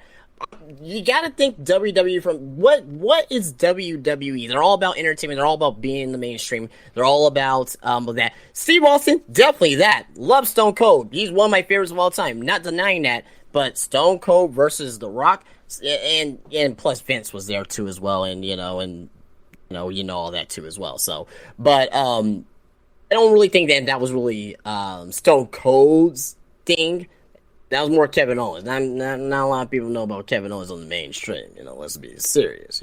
Well, we love Kevin Owens here, but let me ask you something. Do a lot of people know who Roman Reigns is on the mainstream? I believe so. Not to the effect of The Rock or Stone Cold, but yeah, people know who Roman Reigns is. There's people who know the Roman Reigns acknowledge. Like, I actually went out to downtown. No, I'm being serious. I actually went out downtown this past weekend or Thursday, right? And there was some guy that was wearing a Roman Reigns shirt down there, and there was people. I don't know if these are just wrestling fans. They were pointing, like, hey, I acknowledge you, because it was an acknowledgement t-shirt. Like, hey, I acknowledge you. So maybe it was just saying about the shirt. I don't know, but I believe people do know who Roman Reigns is. Like, All right, so before we get back into the match, let me ask you one more thing. So you said you don't see WWE bringing back, one of the biggest stars in Hollywood, and just have them, be in the first night of Mania. So, do you see a Triple H WWE bringing him back and having him on the first night of WrestleMania, or would that be a Vince McMahon WWE?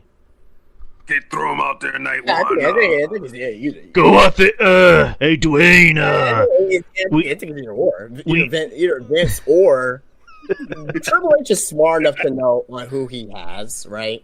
Like, he's a wrestling guy, obviously, right? But he's also a guy that knows business, right? Like, it's kind of like putting The Rock on.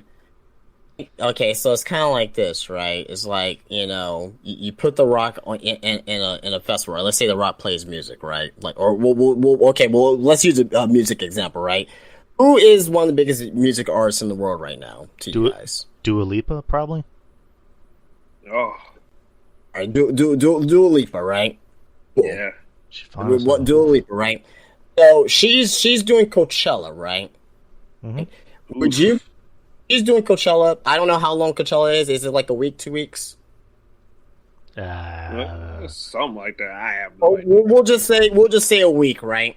Would you put Dua Lipa on the last night? Oh, I'm sorry, not last night, but the last set on a Wednesday? Wouldn't do that. Would not put her on the very last set, the final act on a Wednesday. You won't do that.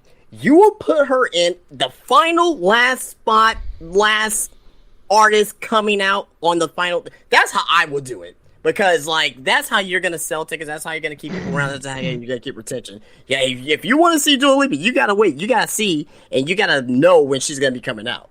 But nowadays, fans are very impatient nowadays. Are people willing to sit through all of that just to see Dua Lipa?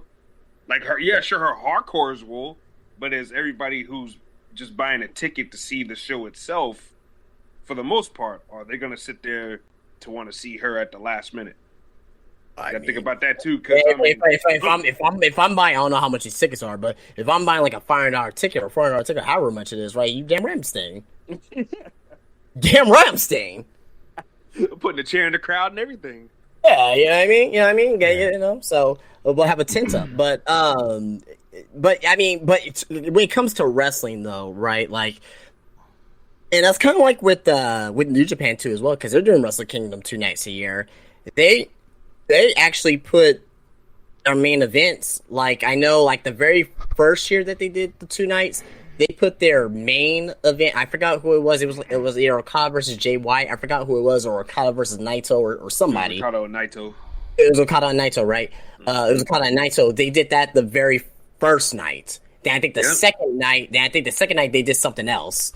They did Ibushi on Okada or Ibushi? Okay, yes, you're right. It was Ibushi because that was the main event. Because that's right. Because Ibushi won. He won G1, right? Yeah, he did. He won G1. Then okay. So Ibushi won G1, and they put Ibushi at the very end. So I don't know. And who's to say too as well? WWE, they want to try to put women as the main event now. We've been seeing that now, like with Bianca and Sasha, right? Who's to say that we don't get? You know what? Charlotte and Bianca in the main event one night. Well, that'll be cool. What if you do Sammy, Kevin versus the Usos main event night 1? You think? It would make those tag titles feel special. Would we be down with that? I think I'll be down with that. I mean, given the story, and just how hot the crowd is for all those guys right now, I would consider it. I mean, like, especially if you have nothing else to offer. Roman Reigns ain't wrestling both nights. I think that's something you might have to consider. Well, it's also going back to the Cody thing. Like, if they're not going to do Roman, defending on 2 nights, and you want to save Cody's moment for, like, I don't know, maybe SummerSlam. Yeah, I mean, I think the tag team title match can main event night 2, because night one. Like, because I think it would be more special. Roman doing the opening of night 2. Opening of night 2. Oh my god, man, that would be a slap in the face. But Hey, Dwayne. We need the women in main event. So can you open the show, buddy? You get out of here early, like Brock. Hey, Dwayne, I heard you have to film Black Adam 2 Electric Boogaloo. Jesus Christ. Sail the Cyclone for me. Hey, Dwayne, can you do me a solid? Can you put over Elias at Extreme Rules? Thanks, buddy. Go home early again. Oh, by the way, Dwayne, can you let Cross choke you out? You take some of Oscar's Mister. Like, yeah. Oh, by the way, Dwayne, can you make your way to Florida and put over Grayson Waller? Ooh, and maybe even fight your daughter one-on-one with the schisms outside.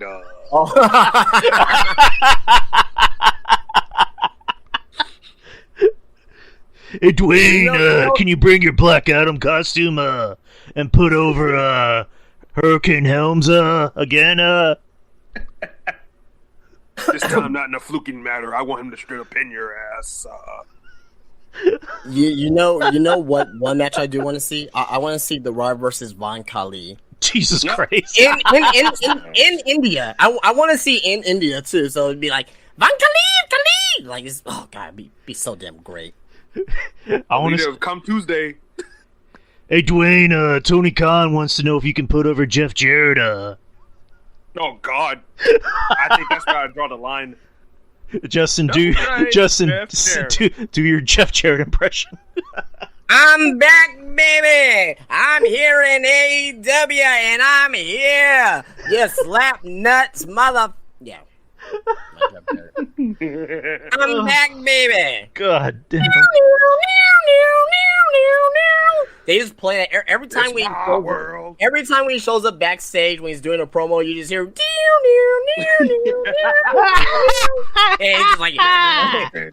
he's like, I'm back, baby. He says it every time too. Like you've been back for 5 years, Jarrett. What are you talking about? Jeff, you never left. What are you talking about? But main event. Oh my god, I forgot we had a main event to talk about. We worked on it.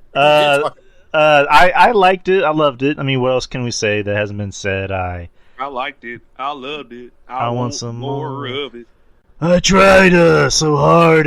No. I enjoyed it. It was perfect storytelling. You got to the end where Kevin Owens is, more than likely going to face Roman at the Rumble for the title.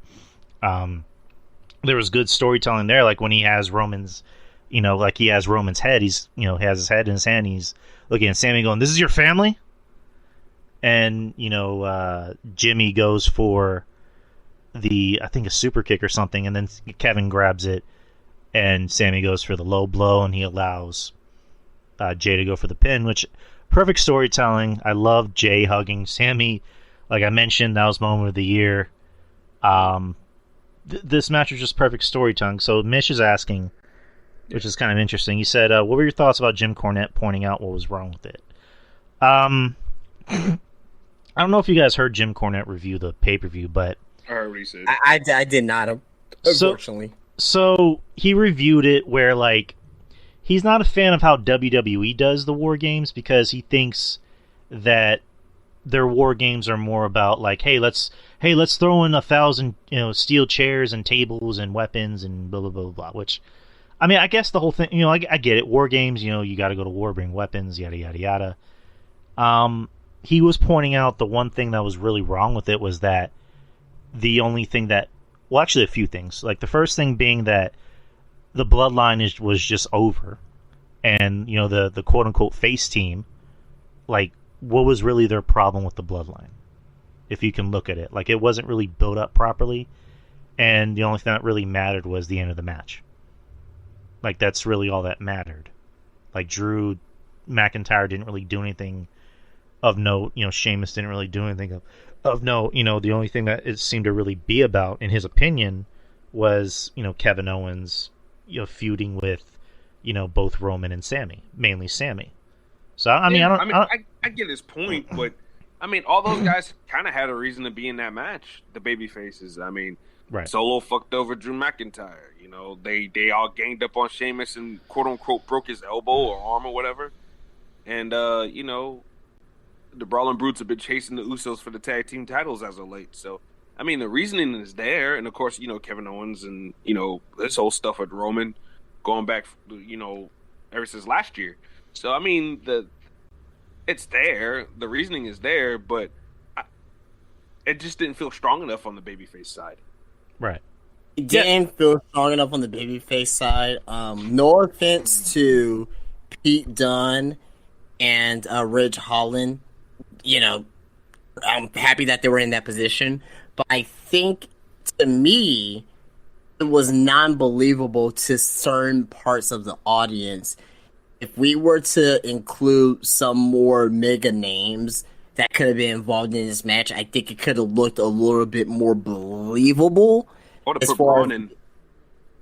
Yeah, like Braun Strowman for one. That could have been that right there. You could have, you know, Braun and Roman obviously have a history there, so you know they could have done something there for sure. That like for a moment, Brian Roman for a while was Orton Cena for a moment. So yeah, but. And it could have included somebody else in there as well. Right now, I can't think of who right off the top of my head. You know, I don't know. But they could have got a fifth guy in there from SmackDown to be put in there. Well, Matt Riddle could have been in there. You know, they took out Randy Orton. They took his could have been in there. Yeah. But the recent booking of him just kills anything he's got going on.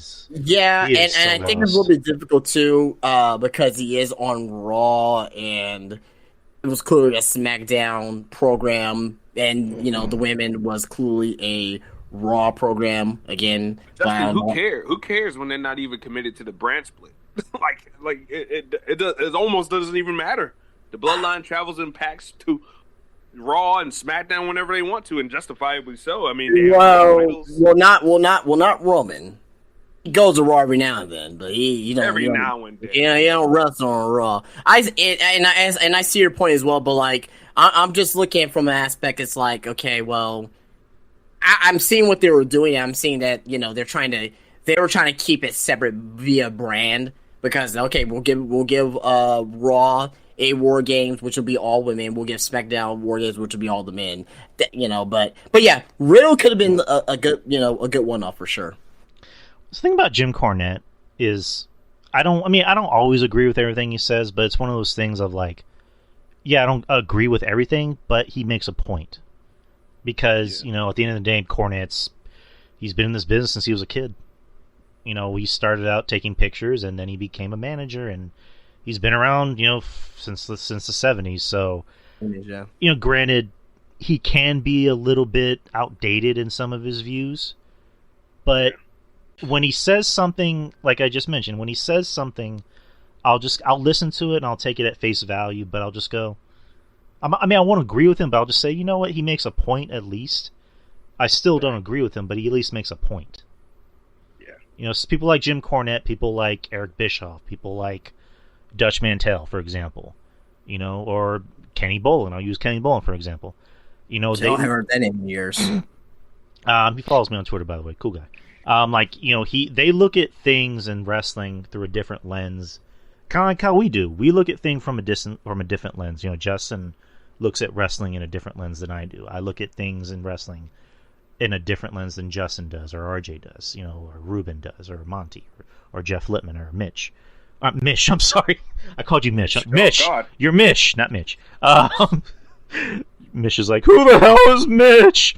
Now he's going to walk away from the show. Jesus Christ. God damn, he's going to pull our funding. But, that's the thing about wrestling. We're all fans, and we're all going to look at things in a different lens. Like Justin is a lot more kinder to AEW than me, which is fine, because we all need different points of views. I am not the biggest AEW fan, which is fine. RJ... By the way, AEW was trash tonight outside of the MJF thing. Oh yeah. I'm hot and cold. Like I told you guys the other day. Like, if something's good, I'm gonna praise it. If something's bad, then I'm gonna shit on it. Like, I'm just that fair. I'm not loyal to a brand or any specific company or anything like that. I do not have cheerleader. I don't have cheerleader pom poms for any particular wrestling company. I just tell it like it is, or how I feel like it should go. So this is a big off topic, but I just have to mention this here. TKKK.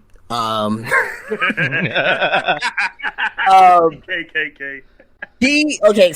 So I don't understand this decision tonight they did. So Ricky Starks did an interview saying that he's going to be going against AJF if Winter's coming, but he's also going to be in the Dynamite Diamond Ring match. What sense does that make? Yeah, that doesn't make any fuck. I heard that and went, what? It doesn't make any sense because the winner of the Diamond Ring gets to pick when he gets to challenge MJF anytime that they want for the WWE World Championship. So you're basically telling me already, and we knew that Ricky Starks was going to win anyway, but now you're just basically telling me that the match of winners coming means nothing. And what did I say a couple weeks ago, Drew, when this tournament was happening? I said that this tournament does not matter because the winner's getting fed to MJF. Yeah, You're winning just to lose, anyways. You're getting a ticket to lose. Tickets to paradise. I mean, is Ricky Starks going to be like, I challenge you to another match because I won the Dynamite Diamond Dickie LaRue who gives a fuck? ring? Who gives a fuck about a diamond ring? What? Come on, let's get real. Like, I do. I can pawn it. Well, yeah. Well, that I'll aside, and that's understandable. Crack. But, come on. Stop smoking crack, goddammit. Wrestling, though. Come on, not for wrestling. It does. Whatever. This is bad. What did you? Okay, so RJ, did you see the MJF promo? I saw half of it, and I saw the new title, and I saw him, swipe Regal. That was fine. It's fine. I'm gonna need MJF. I'm gonna need MJF to do a little bit more because I'm starting to realize that he's over for not doing a whole lot, and I don't mean wrestling wise, but just like he doesn't do too much. Right. You know what I'm saying? Like, he's not gonna be a workhorse like Moxley or even Jericho. Like, at least those guys are always doing something. MJF gets by doing the minimum. This dude, it sounds like me in high school. This dude only had 40 matches in AEW in 3 years. 40 matches, or 40 something along that range. I'm like, wait, what? So what the fuck? Hey man, he's he's smart. He's a smart ass gold digger. But damn, like them Jews are very, very intelligent. Let me tell you. I'm gonna need him to stop being overrated for not doing a whole lot. Let me ask you something. Do you think like it's weird when you hear that coming out of MJF, a guy who's only really wrestled, like you said, 40-something matches in 3 years? Like, you would expect that out of somebody like Roman Reigns. And Roman Reigns wrestles more matches than MJF. Well, no, the point I'm trying to make is that you hear about this guy's only really had 40 matches in 3 years, and he does the bare minimum. It's like you would expect that from a bigger guy, like a guy who looks like a bigger star. And MJF, as much as I like MJF is what MJF. MJF is like what 5'9", 5'10", 5'9", 26 years old. Like, I mean, he's. So if he goes to WWE, he'll fit in just right. well, here's the thing. He goes to WWE. You said he wrestled about 40 something matches in 3 years. He's gonna drastically change. He's gonna wrestle that. He's gonna wrestle at least 40 something matches in a span of maybe 4 or 5 months. Yeah, that's gonna expand. Including house shows. I'm talking about house shows, pay-per-views. You see what I'm saying? Like, there may be even a case where he has to wrestle twice in one night. Like, sometimes WWE, like, hey, you come out, you do a singles match, there's a schmoz, and there's like a tag team match at the end. So, like, so he may wrestle 40 times in a matter of 4 to 5 months. Yeah, that's gonna expand. So Yeah, and when Cody got injured, before Cody got injured, he wrestled more matches than he did in all of his time in AEW and the time they came back in WWE. I think that's some of the things that we're gonna need to look out for with these AEW guys coming into WWE. We only have one so far with Cody. Watch out for guys like MJF and other guys that may come in, Wardlows and people Hobbs, whoever comes in, right? Mm-hmm. Are their bodies not gonna be used to it, and they're gonna be subjected to injuries because their bodies have only been trained to wrestle like once every 2 to 3 weeks? Be on the lookout for that type of stuff. That's an excellent point. I didn't think about that, honestly. I honestly didn't think about it that way. That's why I'll give Moxley his credit. The garbage matches, the death matches. Because he's used to that. So Danielson, even Aleister Black. It's not my style, but he got his work ethic. He does it. He does it. He does it just about every other weekend. He's always wrestling. He's getting those reps in. That's why Moxley's not hurt. You don't really hear about Moxley, wrestling injured or anything like that for the most part. You want to know who? And I don't think he would really disclose that information anyways. So I don't think so. I don't think so either. But you want to know one person who will never come to WWE? Darby Allin. Oh yeah, nah. He will not come to WWE, and I think because he doesn't like WWE. But also, well, if he did come to WWE, Triple H ain't gonna be like, "Hey man, you're gonna wrestle." Why you think Darby Allin wrestles maybe once every 2 to 3 weeks? Because the guy's doing because the guy's doing freaking coffin drops on the side of the ring apron and things of that nature.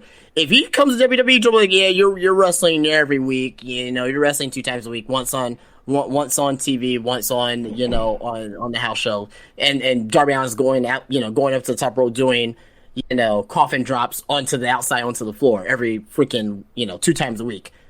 No.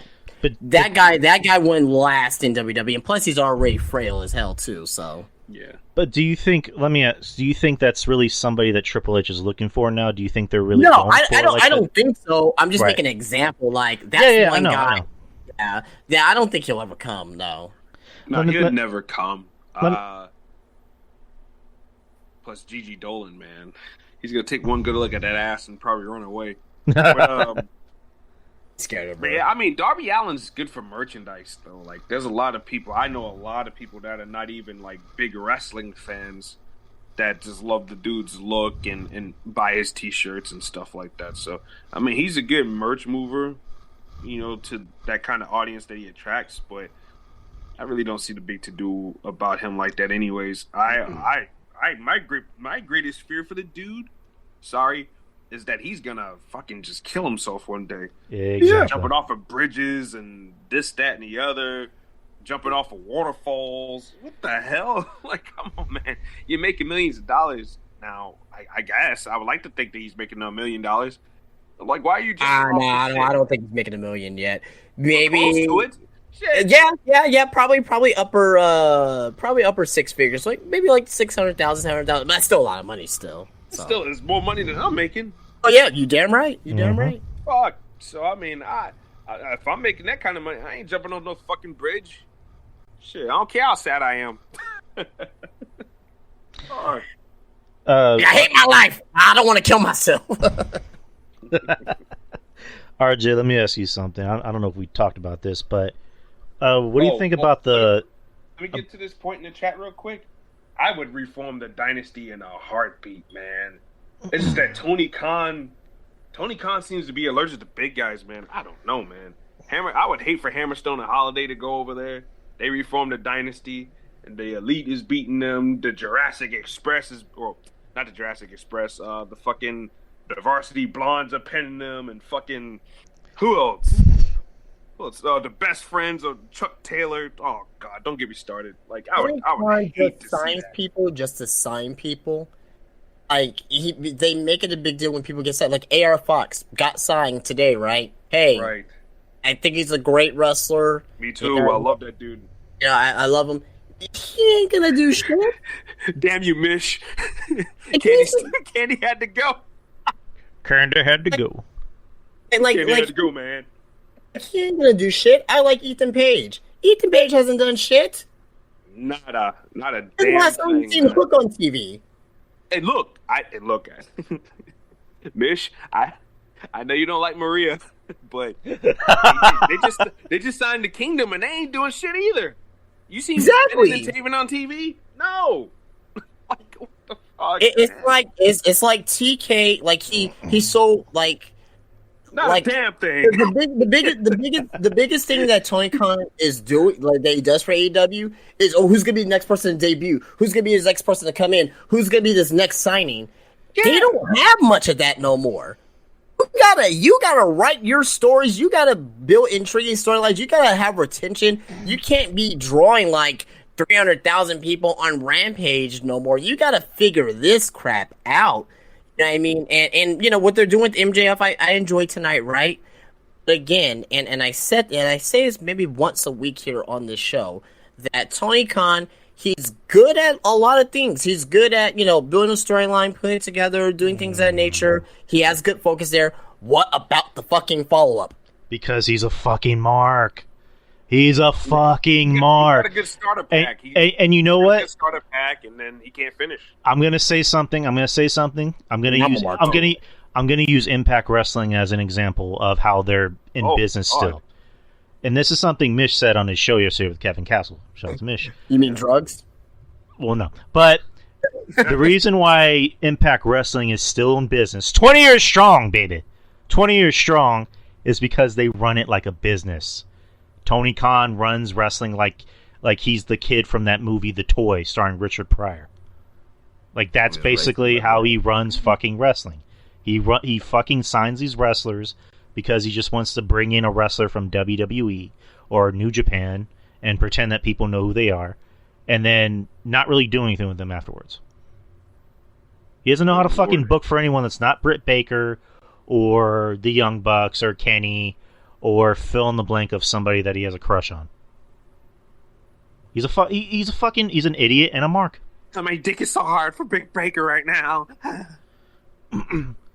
Right. World title. She's getting the world title. She's beating Jamie Hayter next week. I'm allergic to big booties. I'm allergic to big, sweaty, meaty men that actually look like they can kick my ass. Impact Wrestling. Jordan Grace. Oh, God. Hey, Tony, what about me? How about you sign me to your women's division? Miss Grace, you're too strong. Hey, Tony, who do I have to blow to get a push in this company, eh? I'm sorry, you're not my type. Hey, just relax, baby, and let Mama Grace do all the work. Oh my God, your cock is bigger than mine.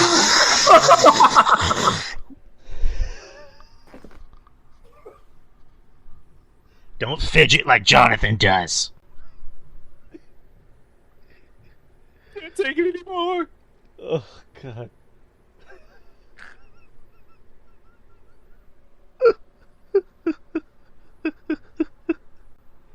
All right, so am I pitting Jamie? No, never. Oh God. Jordan Grace is yeah, she sounds like Sunny in that porn. Oh, God. But Sunny side up, what was it? Oh shit! What happened to Justin? Justin, his connection dropped. Ah, damn it! Side up. Oh God.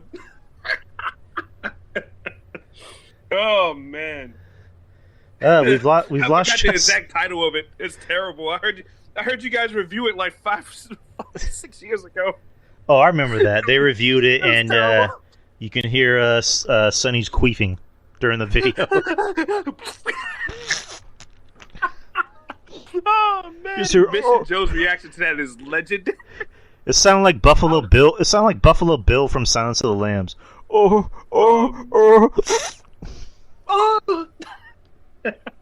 I remember exactly where I was. I was in my room. I moved into this house like not even a whole month, and I was sitting there one Friday night just playing games, listening to Wrestling Soup like I usually did back then, and I was just playing my game, just chilling. And then next thing,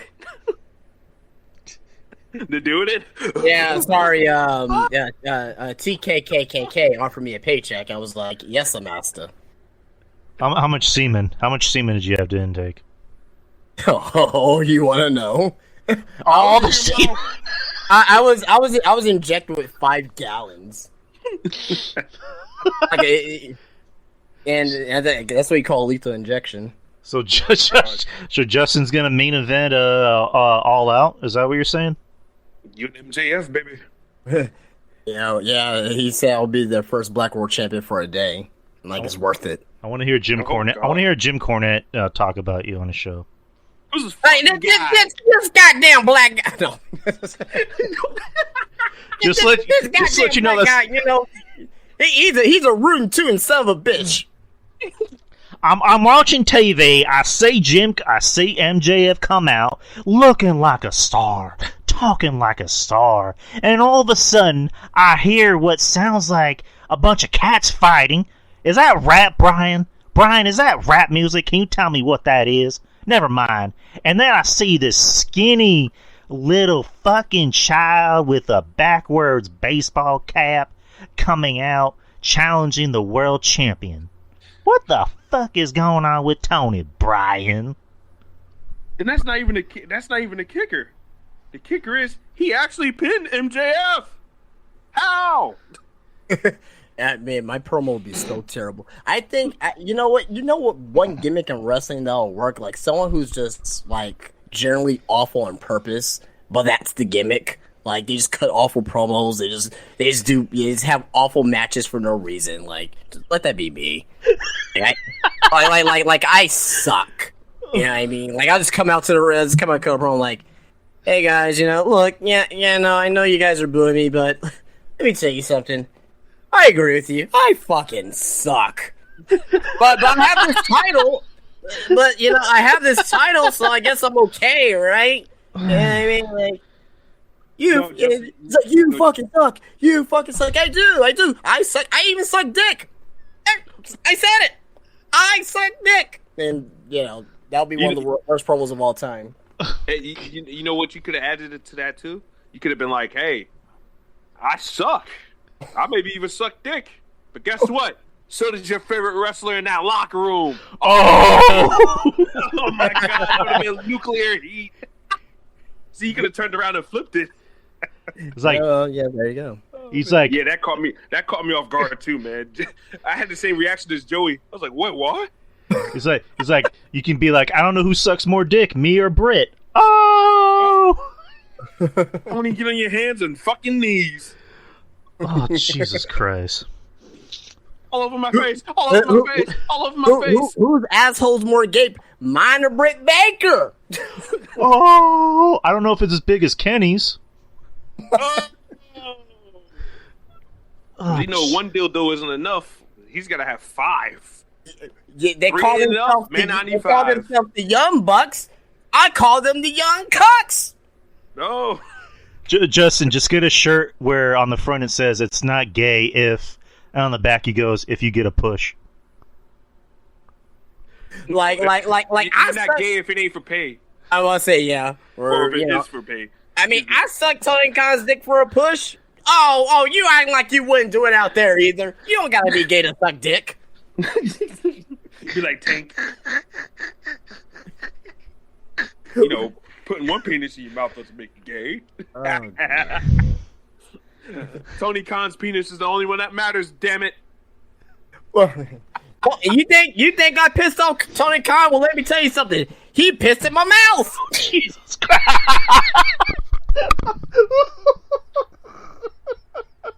Boy just pops his head in there, and that's what we call a golden shower. Oh my God, man! And that's what we call what's best for business. That'll be so inappropriate, man. Just be kicked off the air, right? Just be like, this homophobe black man, Justin Davison on AEW Dynamite. I'll be on CNN and shit. Don Lemon talking to me like, "Are you a homophobe?"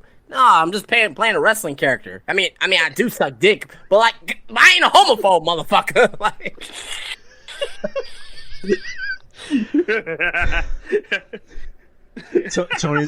Tony's gonna be like, God damn it! Nobody wants to sign our show because Justin can't stop talking about. Yeah, I'm at the Jacksonville Jaguars game and just be be at the Jacksonville Jaguars game and the announcer is like, "Here is the AEW champion," and I'm in there. I'm like, "Rate the goddamn thing." The man that sucks all the dick in the world, Justin. Can you imagine Shannon Sharp and Skip Bayless having to talk about the incidents? Oh, Skip, hold on a minute. Skip. Did you see that guy on Fox last night? Talking about eating sausages. Man, this is American football, goddamn. Oh man. Yeah, my grandma said them kind of people kind of weird, Skip. He been smoking them funny cigarettes. Oh my god. My grandma always told me and my brother when we were little that you're not supposed to put sausages in your mouth, Skip.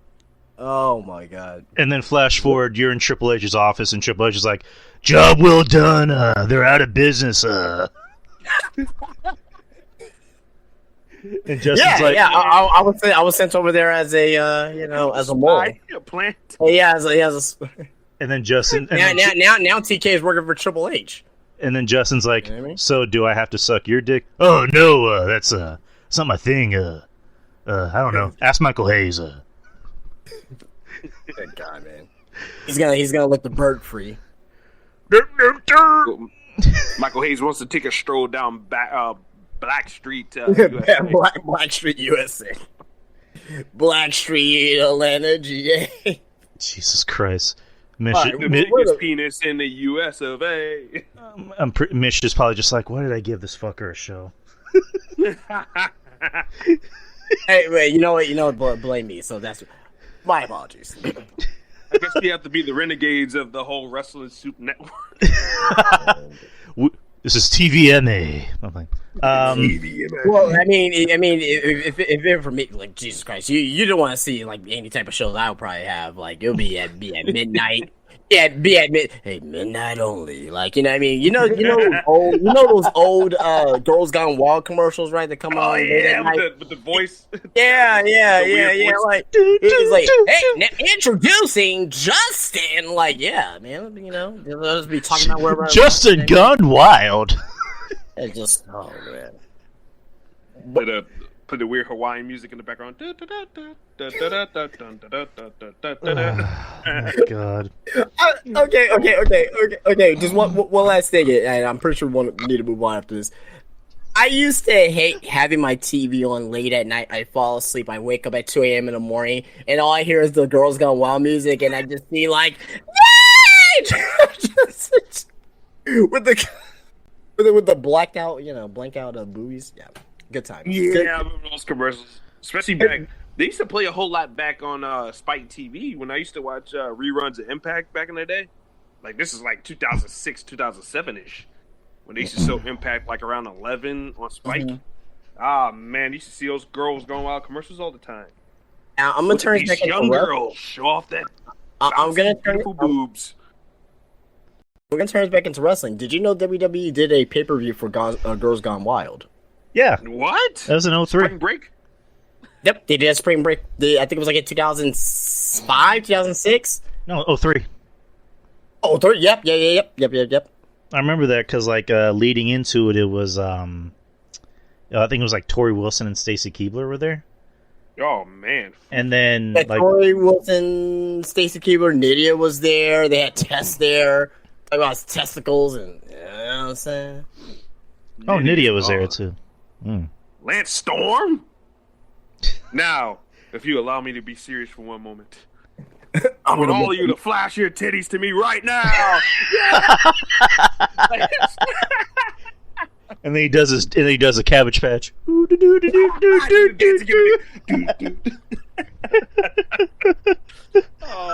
man, Lance Storm.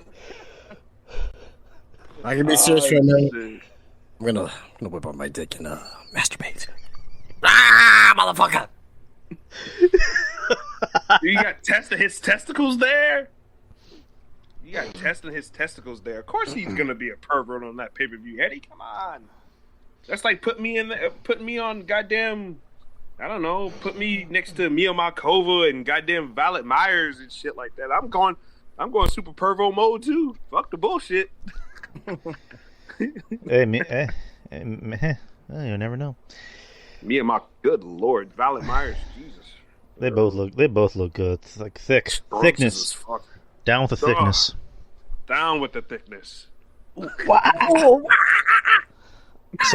So let's bring it back to wrestling real quick. The producers for the Survivor Series matches were revealed.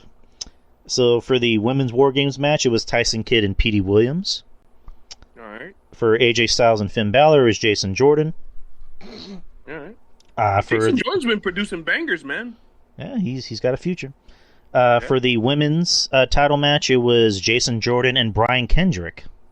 Brian Kendrick, apparently he was requested by Ronda.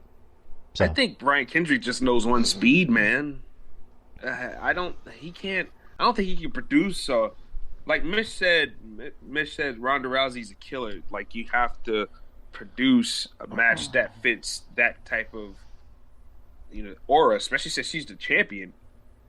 I just don't think Brian Kendrick's capable of producing something like that. Right. I mean, I get it. Like, Kendrick's one of the best at wrestling and doing what he does. Don't get me wrong, but I don't know. I don't think that was a good idea. Yeah. It's kind of funny that it's us finding out that this is one of the first matches that Kendrick is producing in WWE. There was rumors of him doing a trial run, and this was a trial run. I don't think so. I think he's permanently there. Why would they have him do a trial run? The story is that he's not officially hired back. He was actually requested by Ronda Rousey because he trained Ronda Rousey. Yeah.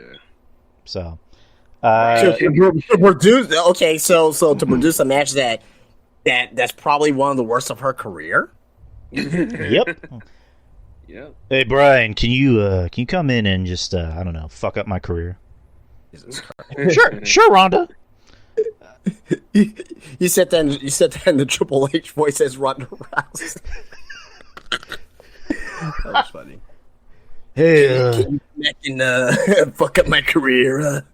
Hey, why you sound like why you sound like Ace so much, Rhonda? He's been a big influence on me. Hey, Spanky. Is it okay if I call you Spanky? Oh God. My mother doesn't even call me that. Snap your arm in two, bitch. Hey, where's Paul London? He hates me. Yeah. He's probably smoking meth somewhere. Hey, I love Paul London. Do you know who was? Here's an interesting name for the Triple Threat United States title match. It was produced by Adam Pearce. Oh yeah, Pearce knows what he's doing. Former NWA champion. Yeah, he may not have been a big superstar in wrestling, quote unquote, but yeah, Pearce knows what he's doing. And for the main event, the Men's War Games was produced by both Shane Helms and Michael Hayes. Hayes. Yeah, that makes sense. I mean, Hayes has been there the longest out of all those guys, so that makes sense. And that makes sense for the story that was told to you. I'm pretty sure that's a lot of Michael Hayes that helped that story being told in that match. Yeah. Another bit of news from War Games. Apparently, there was an incident involving Roman Reigns and Kevin Owens. Fightful Selectors reporting that Reigns was visibly upset after the main event. The rumor going around among those in the company is that Reigns took issue with an unplanned spot in the match with Kevin Owens. It was when Kevin Owens slapped him across not just the face, but the head as well. When Reigns got backstage, he mentioned that he possibly had a ruptured eardrum, and he wanted the spot to happen he wanted the spot to happen as was originally planned. Reigns was reportedly made it clear that he wasn't happy, and there were expletives used. Fightful added that the sources they spoke with did not think that there would be any extended heat on Owens, and the unplanned spot seemed to be done in the heat of the moment, but it was also noted that this is their source's perception of things. There's a little bit more. There have been no reports from backstage of a physical confrontation, and talent that spoke to Fightful feels that both can be able to coexist and work together. Reigns, who was planned to be at the post-show press conference, did not appear. Instead, it was Heyman, Zayn, who spoke to the media and blah blah blah blah. Yeah, apparently, yeah, I think this kind of blew over. Apparently, it didn't really happen the way most people thought it would. Like, nobody got into a fight. Reigns obviously was pissed off, and the story was that he approached Owens and he just said, "What the fuck?" But they squashed it right then and there. So, yeah, I mean that's what pros are supposed to do. Yep. And both guys are pros. You can say whatever you want about either guy, but both guys are pros, and I'm glad they handle it right then and there. And hey, sometimes certain understandings need to be made before or after a match. Hey, don't do that anymore, or hey, let's do this. But talk about it, communicate about it. This is the opposite of what happened with Fat Man Eddie Kingston. You call me fat? Why you call me fat, yo? I'm tough, yo. Well, I will say this. Respect for him after that happened in AEW, so. And it represents the Elite and CM Punk. I mean, so these guys are pros, right? They've been around, and they worked with each other in the ring many times. And this is the first time I heard of any type of heat. So it happens. This is not ballet, right? Accidents happen. I don't, and I'm glad that they handle business the right way. You know what I mean? Again, to your point, Drew, this didn't really hurt, Kevin Owens' push or anything, because look at Kevin Owens on Monday Night Raw. You know what I mean? There was some talk that he was going to be going in to lose, but no, he won his match on Monday Night Raw. So yeah. I mean, it's like they're moving forward with the program too. So like. Yeah, and before it doesn't look like plans are changing. Before we get to Raw, just Reigns had a right to be mad, because if somebody, at the end of the day, this is wrestling. It's choreographed. We know what goes on. I mean, we're not gonna say we know, but we know that they know what they're gonna do in the ring. So if I'm Roman Reigns and Kevin Owens just decides to go rogue and slap me across the head, I'm gonna be pissed off too. Because again, I'm your top guy. If I have a ruptured eardrum, that's serious business. But again, like you just mentioned, it looks like everything was squashed. So, getting to Raw. Here's the thing. So the TV service I use, for whatever reason, when Raw came on at 7, they weren't showing it live. Like, it was showing that Raw was going to come on at 8. I'm like, first I'm thinking, did they change it to 2 hours without telling us? But no, so I missed like the first 27 minutes of Raw. So I missed the bit where Becky and Bayley opened the show, and they had that fight in the backstage in the merchandise table. So I missed it. But what'd you guys think about it? I mean, I thought it. I thought it was pretty good overall. Because we're talking about the opening segment, or were you talking about the show overall? Just the opening segment I missed. Oh yeah. Good, very good. I thought I did what we need to do. Yeah. Oh man, they set up Becky to look like Super MILF, didn't it not? Yep, exactly. I mean, she was kind of like to me like. Kind of like Stone Cold in a way, you know what I mean? Like being. I mean, not saying that Stone Cold just went out to the fans and start talking to doing promos in the crowd, but just like the reaction that she was getting. I thought the crowd on Monday was as lively as it has been in a while. Mm-hmm. Oh yeah, and there was a lot of crowd participation I was noticing too. So with the with the wrestlers and the fans, so maybe that's something they might need to do a little bit more often. I'm not saying do it every week in every segment, but I think that might be something they might need to do more often. Like Loomis, not to jump ahead, but Loomis giving away the cash, and then the Miz taking it away from the little boy. He got heat. That was so funny. The way the Miz just reached over and boop, took the money, and then the crowd, boo, fuck you, Miz. Like that was great. That was fucking great. I mean, that tickled me. It's classic babyface wrestling stuff. Yeah, it was good. And I thought those two guys had a fine match too, Miz and Loomis. Mm-hmm, absolutely. Loomis looks like a fucking monster, man. Like, that dude is fucking jacked. I didn't realize how jacked he was. He's fucking yoked. And he's yoked all right. Mm-hmm. But I would like to, and let me just touch on this real quick. I hope that his character can evolve. By evolve, don't have him talk too much, but have him at least say a few words, at least, so we can get the evolution rolling with that character. Because Johnny Gargano can't talk for him forever, and he can't just draw pictures to, articulate his message all the time either. Even though it's a cute thing and it's unique, it's a unique thing. Nobody else has really ever done it before. But you can only do that but so much. You got to evolve, too, at the same time. So hopefully, we can start to see a little bit of an evolution with that character. Yeah, you're right. I like Loomis. I want him to succeed. I want to see more out of him. And like you just said, eventually I want to hear him talk because he can talk.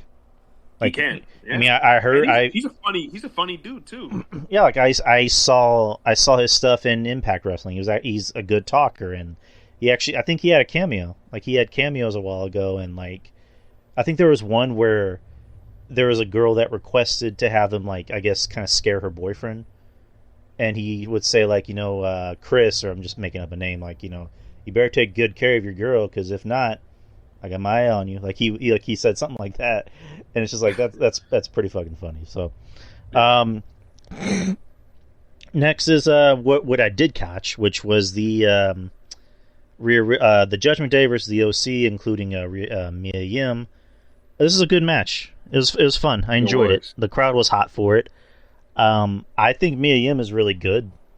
I think because she said her current run back with the company was a lot better than her first, and I agree. They're treating her, of course, more like a serious. She didn't have a match the last time. Yeah, I think she's starting to get a reaction from the crowd now as well. So that's good, because when you get no reaction, that's the dead spot. So the fact that she's enjoying herself and she's starting to get a little bit of reaction from the crowd is very good for her. Right, you have to show what you can do and give the crowd a reason they care. And you guys are right. They were reacting to her the other night when she grabbed Finn and gave him a body slam. The crowd, they rose up. They let her know that they appreciated that. So I thought that was good. And yeah, Mia Yim is good, and it's great to have her back too. And Rhea Ripley, my God, whew. Yams. Still got some yams left over from Thanksgiving. Man, Jesus Christ, dead ass. God. Yeah. Dead ass is right. And that ass is right. I like this. I like the spot where they were teasing that AJ was gonna, I guess, do something to her, where he grabbed her foot, and you just hear, Corey, you done did it now. And of course, nothing happened, because I don't know if they're ever gonna do anything where somebody punches her or does a move to her at least. But you see her being in the Royal Rumble. Royal Rumble. I can see her being in the Men's Rumble. Wonder why? She's bigger than a lot of the guys in it. What would be funny? Is if all the Judgment Day are in the Rumble, and not Ripley is not particularly in it, but she comes in certain spots to fuck with everybody if they're messing with Dominic. Yeah. And you can do a spot where Brock Lesnar comes in, and Rhea gets in his face what are you gonna do, Brock? And Brock just goes this, and he F5s her. Yeah, so he F5s her and just gives her straight elbows to the head. She's just gushing blood. Oh no, I'm not saying that. I'm not saying I want her to. I'm not saying I want Brock to beat her. Just put her. Oh well, I mean, this, it's wrestling. Get away with it. Just gush blood. Just to say you gotta go all the way. Yeah, you gotta go all the way. Then Rhea just low blows Brock, and she busts him open. There's a ball bleeding in the ring, and Jesus Christ! Dominic just grabs Brock Lesnar and throws him out of the ring. Oh my God, that'd be mega heat. Fuck. Oh God. just give Rhea Ripley and Brock Lesnar.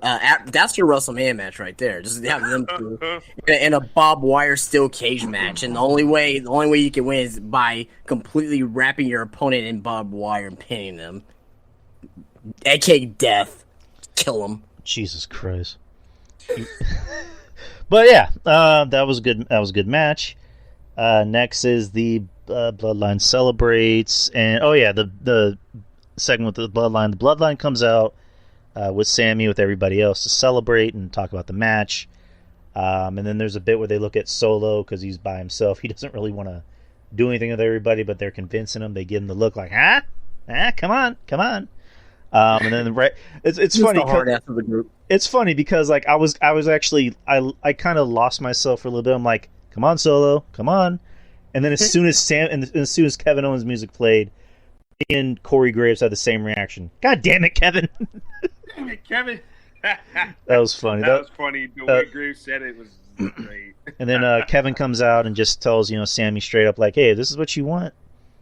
Fine, but I don't want anything to do with you. I'm done with you."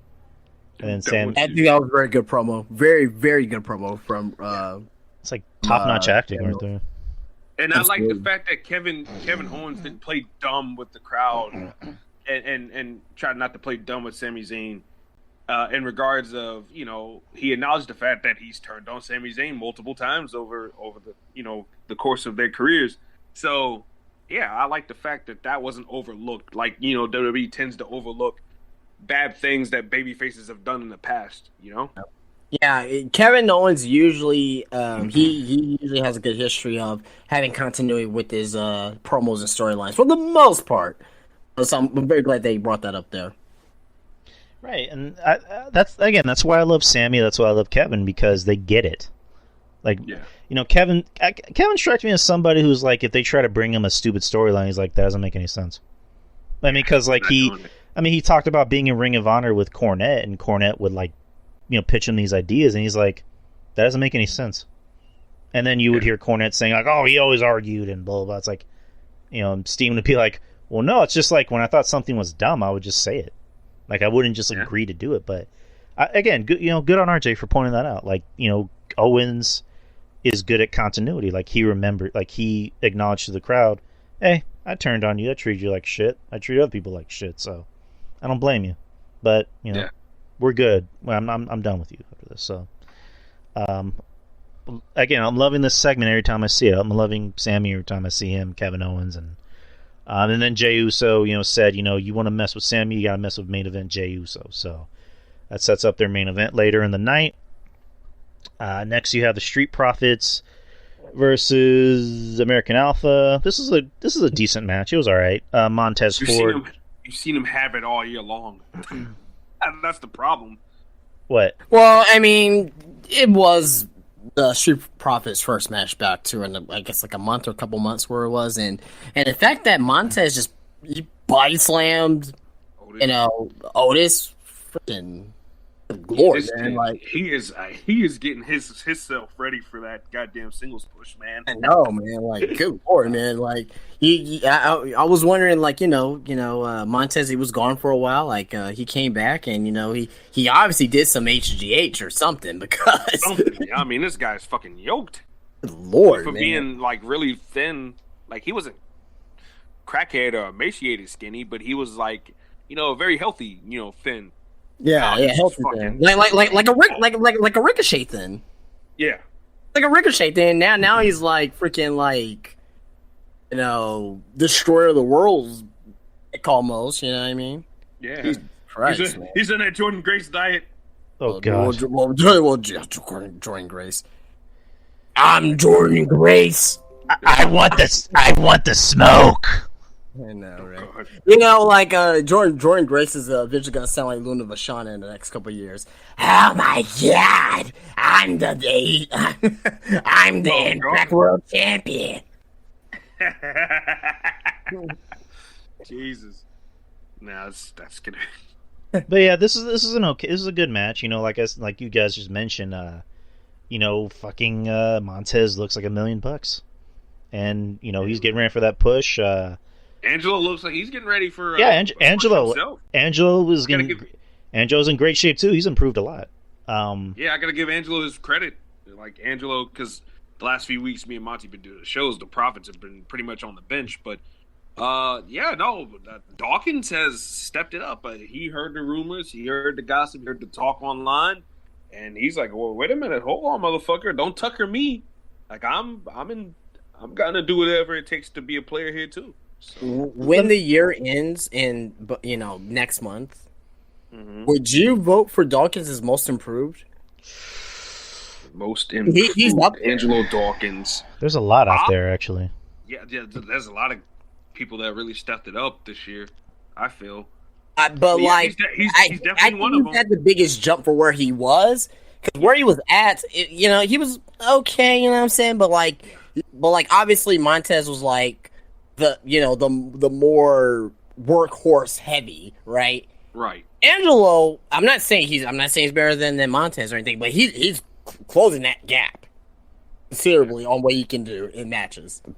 Yeah. No, definitely. He's been diving all over the place. I mean, his work has definitely been noticeable, way more noticeable than it was before. And he's definitely closing the gap. You're right, and he's definitely showing that, hey, just don't throw me away whenever Montez Ford, eventually gets his shot to be on his own. I could be a player too. So, all right. Props to the dude on that. Yeah. He just needs to stop wearing those fucking headbands. Like, it's just stupid, dude. Yeah, he looks like So let me ask you something. Wear those motherfuckers to the ring only for them to get knocked the fuck off 5 minutes into the match. Makes no sense whatsoever. So let me ask you something. So since we were talking about the Hurt Business a while ago, put in the fucking Street Profits.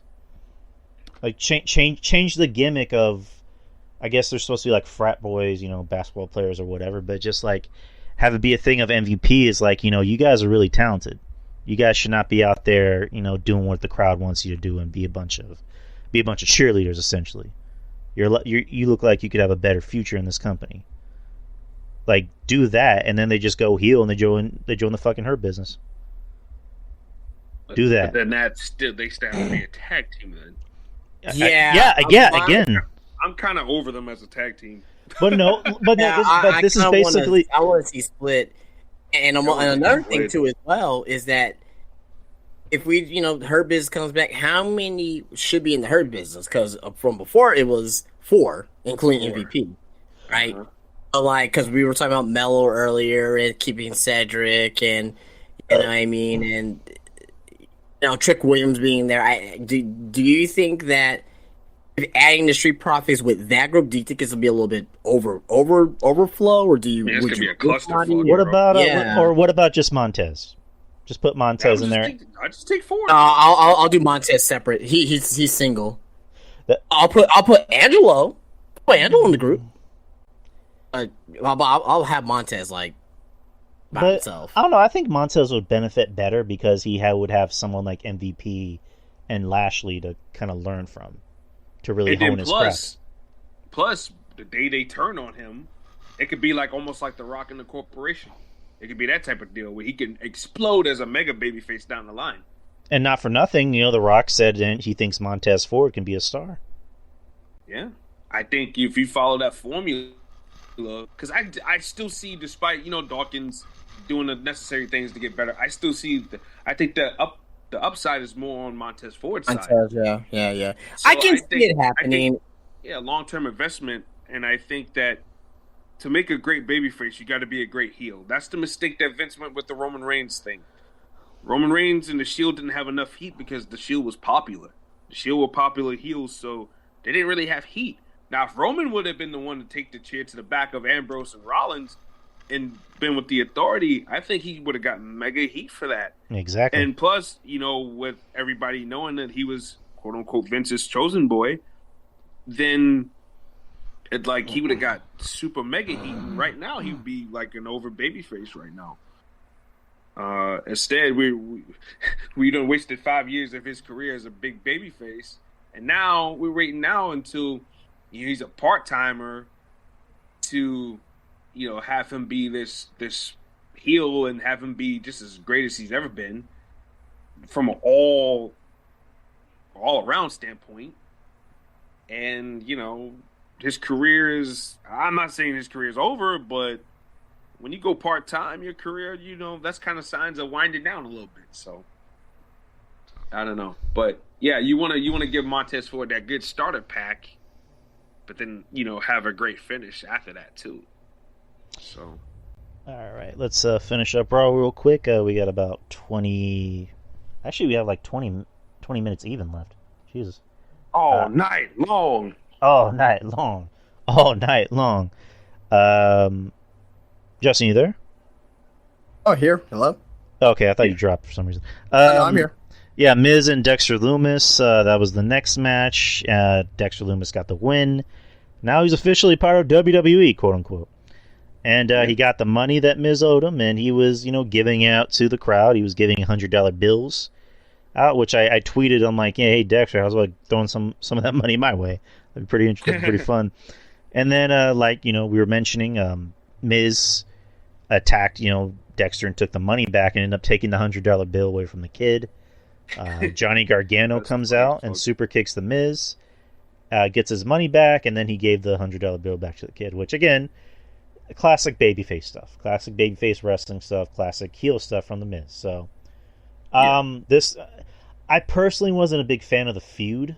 The match I thought was fine, but the feud leading up to it, I'm just like, I'm dragged, bro. I was just waiting for it to end because, again, I like Dexter.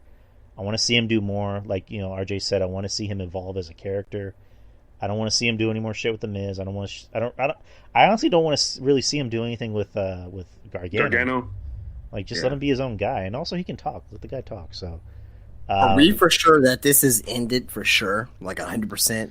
I mean, it wouldn't surprise me if it did. I can still see this dragging out for at least a couple more weeks. Unfortunately, I want it to end. I'm not convinced that it's ended yet. They're probably gonna wait until Miz can bring Ciampa back, which Ciampa just had like hip surgery, I do believe, if I'm not mistaken. And not long ago. I mean, yeah, that was like a month ago. Or how long that's gonna be, I don't know. And honestly, I think Ciampa was supposed to be involved with, the Miz and maybe Gargano and. Sure. So I'm pretty sure he was going to be involved with the storyline, but I think that kind of messed things up in that. And I think that's why it feels like it's been dragged out too long, or that's why it has been dragged out too long, the way that has been. Because I think Ciampa was going to be involved in some fashion. Mm-hmm. Next match was Dakota Kai versus Candice LeRae. This, I don't want to say surprisingly, but this is a really good match between these two. I'm not the biggest.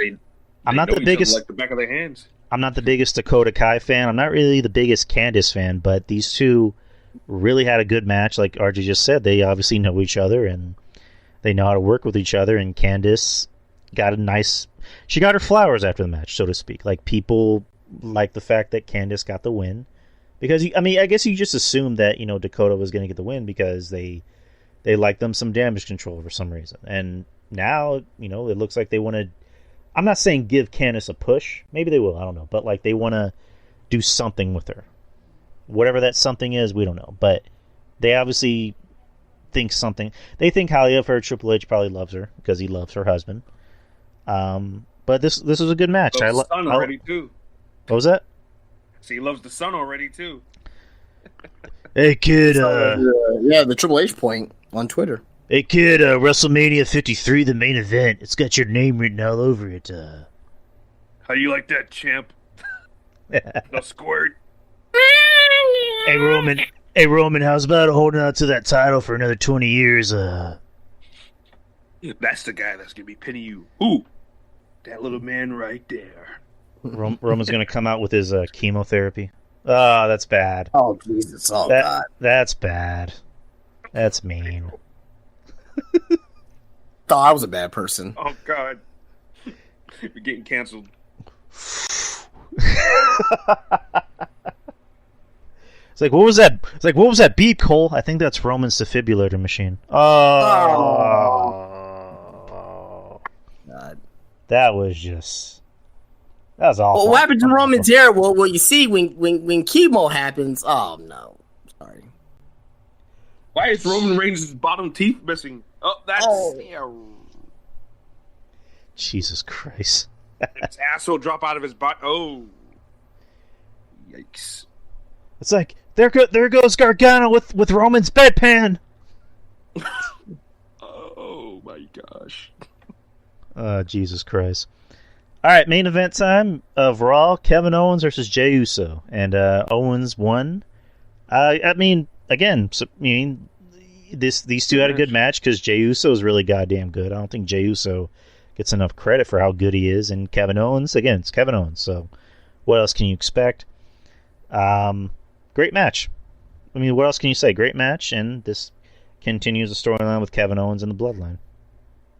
Very great match. Very great match. I don't know if it needed to go 20 minutes, but it was a great match. Great match. Yeah. I mean, yeah. I like I said the other day, Jey Uso has definitely done a good job to kind of separate himself away from his brother.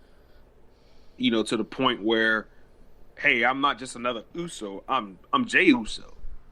You gonna know about me, and I think him and his brother both, because I want to give Jimmy his credit too. Him and his brother both have done enough to establish themselves as, Jimmy and Jey Uso, not just the Usos together, where you just looking at them like Uso 1 and Uso 2. Like, they have distinct personalities and look. I mean, they don't even look the same anymore, and they just carry themselves in a very different manner. So, like, I give them both credit for really stepping it up in that sense. The Usos, man, they are really killing it, but especially Jey, man. Jey has been doing some really, really good work. I've been enjoying him ever since, honestly, I've been enjoying him ever since he came back in 2020, man. He's really been doing really good stuff. So I got to give Jey a whole lot of credit. I mean, and Owens is great per usual, man. Dude's, I mean, I've seen Kevin Owens have some lackluster matches, but I mean, the dude can't have a shitty match. Maybe somebody else who might been Mish is right. They definitely been doing right ever since. They've been doing some really good stuff ever since the last DUI. So let's just hope that they keep it going, keep their noses clean, and not ruin this, because they're on a really, really great ride right now. Them DUIs, baby. DUIs, baby.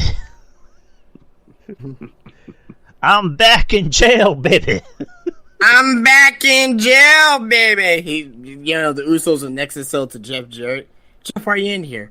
I'm back in jail, baby. I just hit this slap nut with my guitar. I have him play another tune with his head. Okay. Jeff Jarrett. I don't think I. Oh, like, God, even in jail, he has his theme music like. Jeff Jarrett's here. Fuck. He walks into. Just kill myself. He walks into a party. You're in the restroom, right? Wash your hands, and all you hear is a faint. Now, like, fuck, Jeff's here. It's all in your place. This planet Earth is not your place. A damn good thing. My world, my world. That's like the Make America Great Again theme song. Oh, Jesus Christ. Ain't America great? That's J-E-F-F J-A-R-R-E-T-T Double J. That's my name. And I bought Jeff Jarrett's theme song for my campaign. I'm Donald Trump. Bumpers. Jesus. Good God, man. Oh man. We've done enough tonight. we did. Yeah. You didn't copyright too.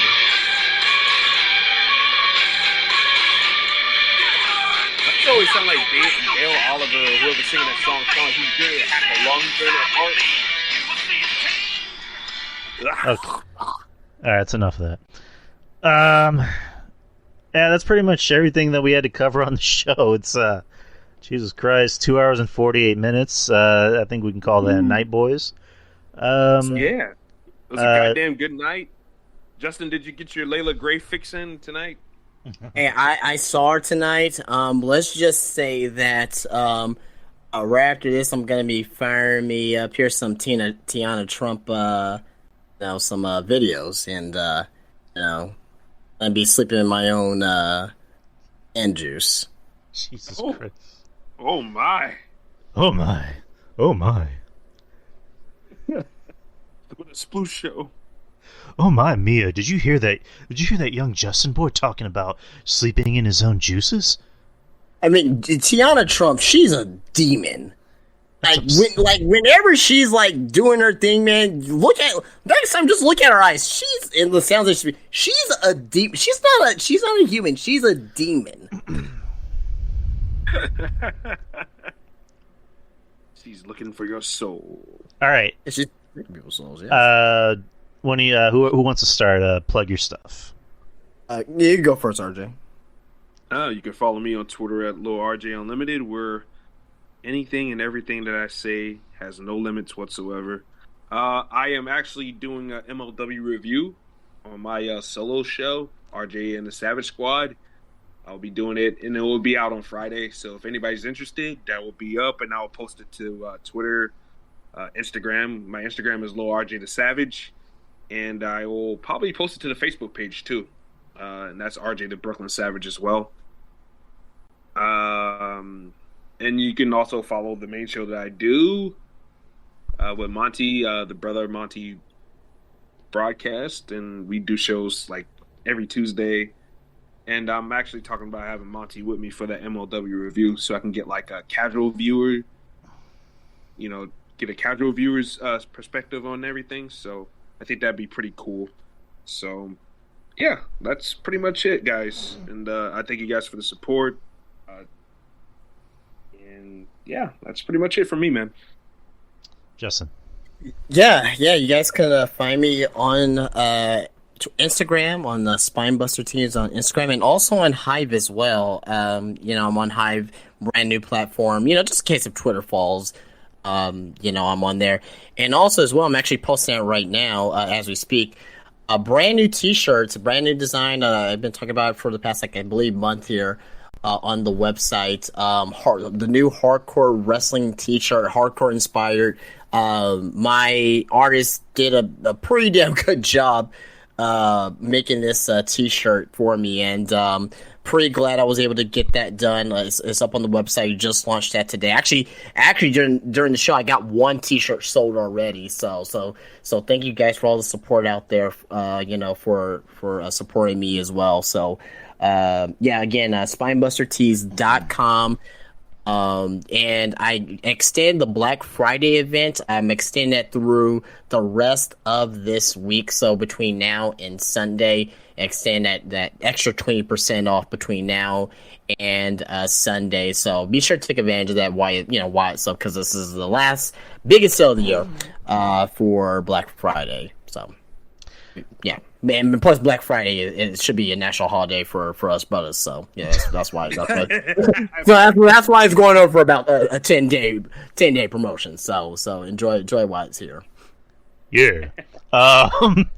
And you guys know where to find me: Twitter, Instagram, Facebook, and also like Justin, I'm on Hive right now. So he introduced me to Hive, so look for me on there. It's a pretty cool site. I'm also on another site called Mastodon. I don't know if you guys tried that out. It's pretty cool. Pterodactyl. Sorry.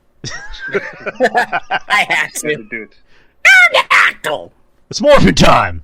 R.I.P. to Jason David Frank, of course. And the show. You can also follow me on Hive. Sorry, Drew, to cut you off, but you can follow me on Hive at RTJ27. Oh, I'll look you up. And also the show. You can find me anywhere that podcasts are put out, like Google Podcasts, iTunes, YouTube. I have a YouTube channel, so Spotify. If you would be so nice to go there and leave a subscribe and build my channel up. And also, like RJ said, Spotify, Spreaker is the home base. We are on here every Wednesday at 8 p.m. Central Time, 9 p.m. Eastern, on the Wrestling Soup Discord channel. Thanks to Mr. Anthony Missionary Thomas in the chat room, who bestowed this honor upon me. So I appreciate you. I appreciate you every day for that opportunity, sir. And patreon.com, Drew Yari Show. It's $5 a month. I believe you only get charged maybe $3.89, but it's $5 a month. Pretty goddamn good deal. I'm sorry. I do a show with Mr. RJ here. I do a show with Jeff Littman that we did a few weeks ago. Actually, no, that was more his show than mine, so that was like a crossover show. And then I do a show with Ruben Prime, which we're going to be doing some shows pretty soon, so look out for that. And also, the year-end show, it will be coming up. It will be on December the 30th on Friday. Same time, same channel. And that's going to be a combo show. That's going to be us talking about our nominees for favorite wrestler of the year, least favorite wrestler, or worst wrestler, worst match, yada, yada, yada. And then also doing the Q&A on that same show. So expect a long show. It's going to be a long and fun show. And that's really about it. This show, of course, you'll hear on Friday morning at 9 in the morning, Central Time. And maybe I'll have it up tomorrow. Who knows? But anyways, guys, I appreciate everybody for showing up tonight and listening. And we had some good laughs. It was a great show, funny show. And Justin, RJ, appreciate you guys for coming on today. It was a fun night. Absolutely. Yeah, man. Anytime. And also, yeah, well, we could get RJ at this point. He's an attraction on the show. Like he'll man, I tell you what, I'll be sleeping during my nights off. I'll be sleeping, man. Guys, I'm off on Wednesdays, and like I usually game until like the noon, and then after that, boop, I'm not getting back up until like maybe 9 o'clock. Yeah. I don't blame you, man. Mitch said you're the Ronda Rousey of the show. I'm the Ronda Rousey of the show. That's not cool. I'm gonna argue with everybody online. I don't give a damn about my reputation. That's right. Shut your sport pick anyway. Even though my theme song would be that, it would be "Do You Want to Touch Me?" Do you want to touch me? Oh man. Do you want to touch? Joan Jett sang that song, but the original person that sang that song, Gary Glitter, he actually got caught with child pornography. Oh, Jesus Christ. And he sang a song called "Do You Want to Touch Me?" There. Well, he was also the guy that made the da na na na na na na na. Oh yeah, that's what he's known for. Yeah. That's what he's known for. Piece of shit. Lord. Piece of garbage person. But anyways, guys, we are out. We're out of here. We'll see you this Saturday for the Q&A show. The first Q&A show. And I'll be back, baby. He's back, baby. So from me and Justin and RJ to you guys, have a good night. Thank you guys for showing up. And we will see you this Saturday. And what else can I say? But peace. Peace. And bye.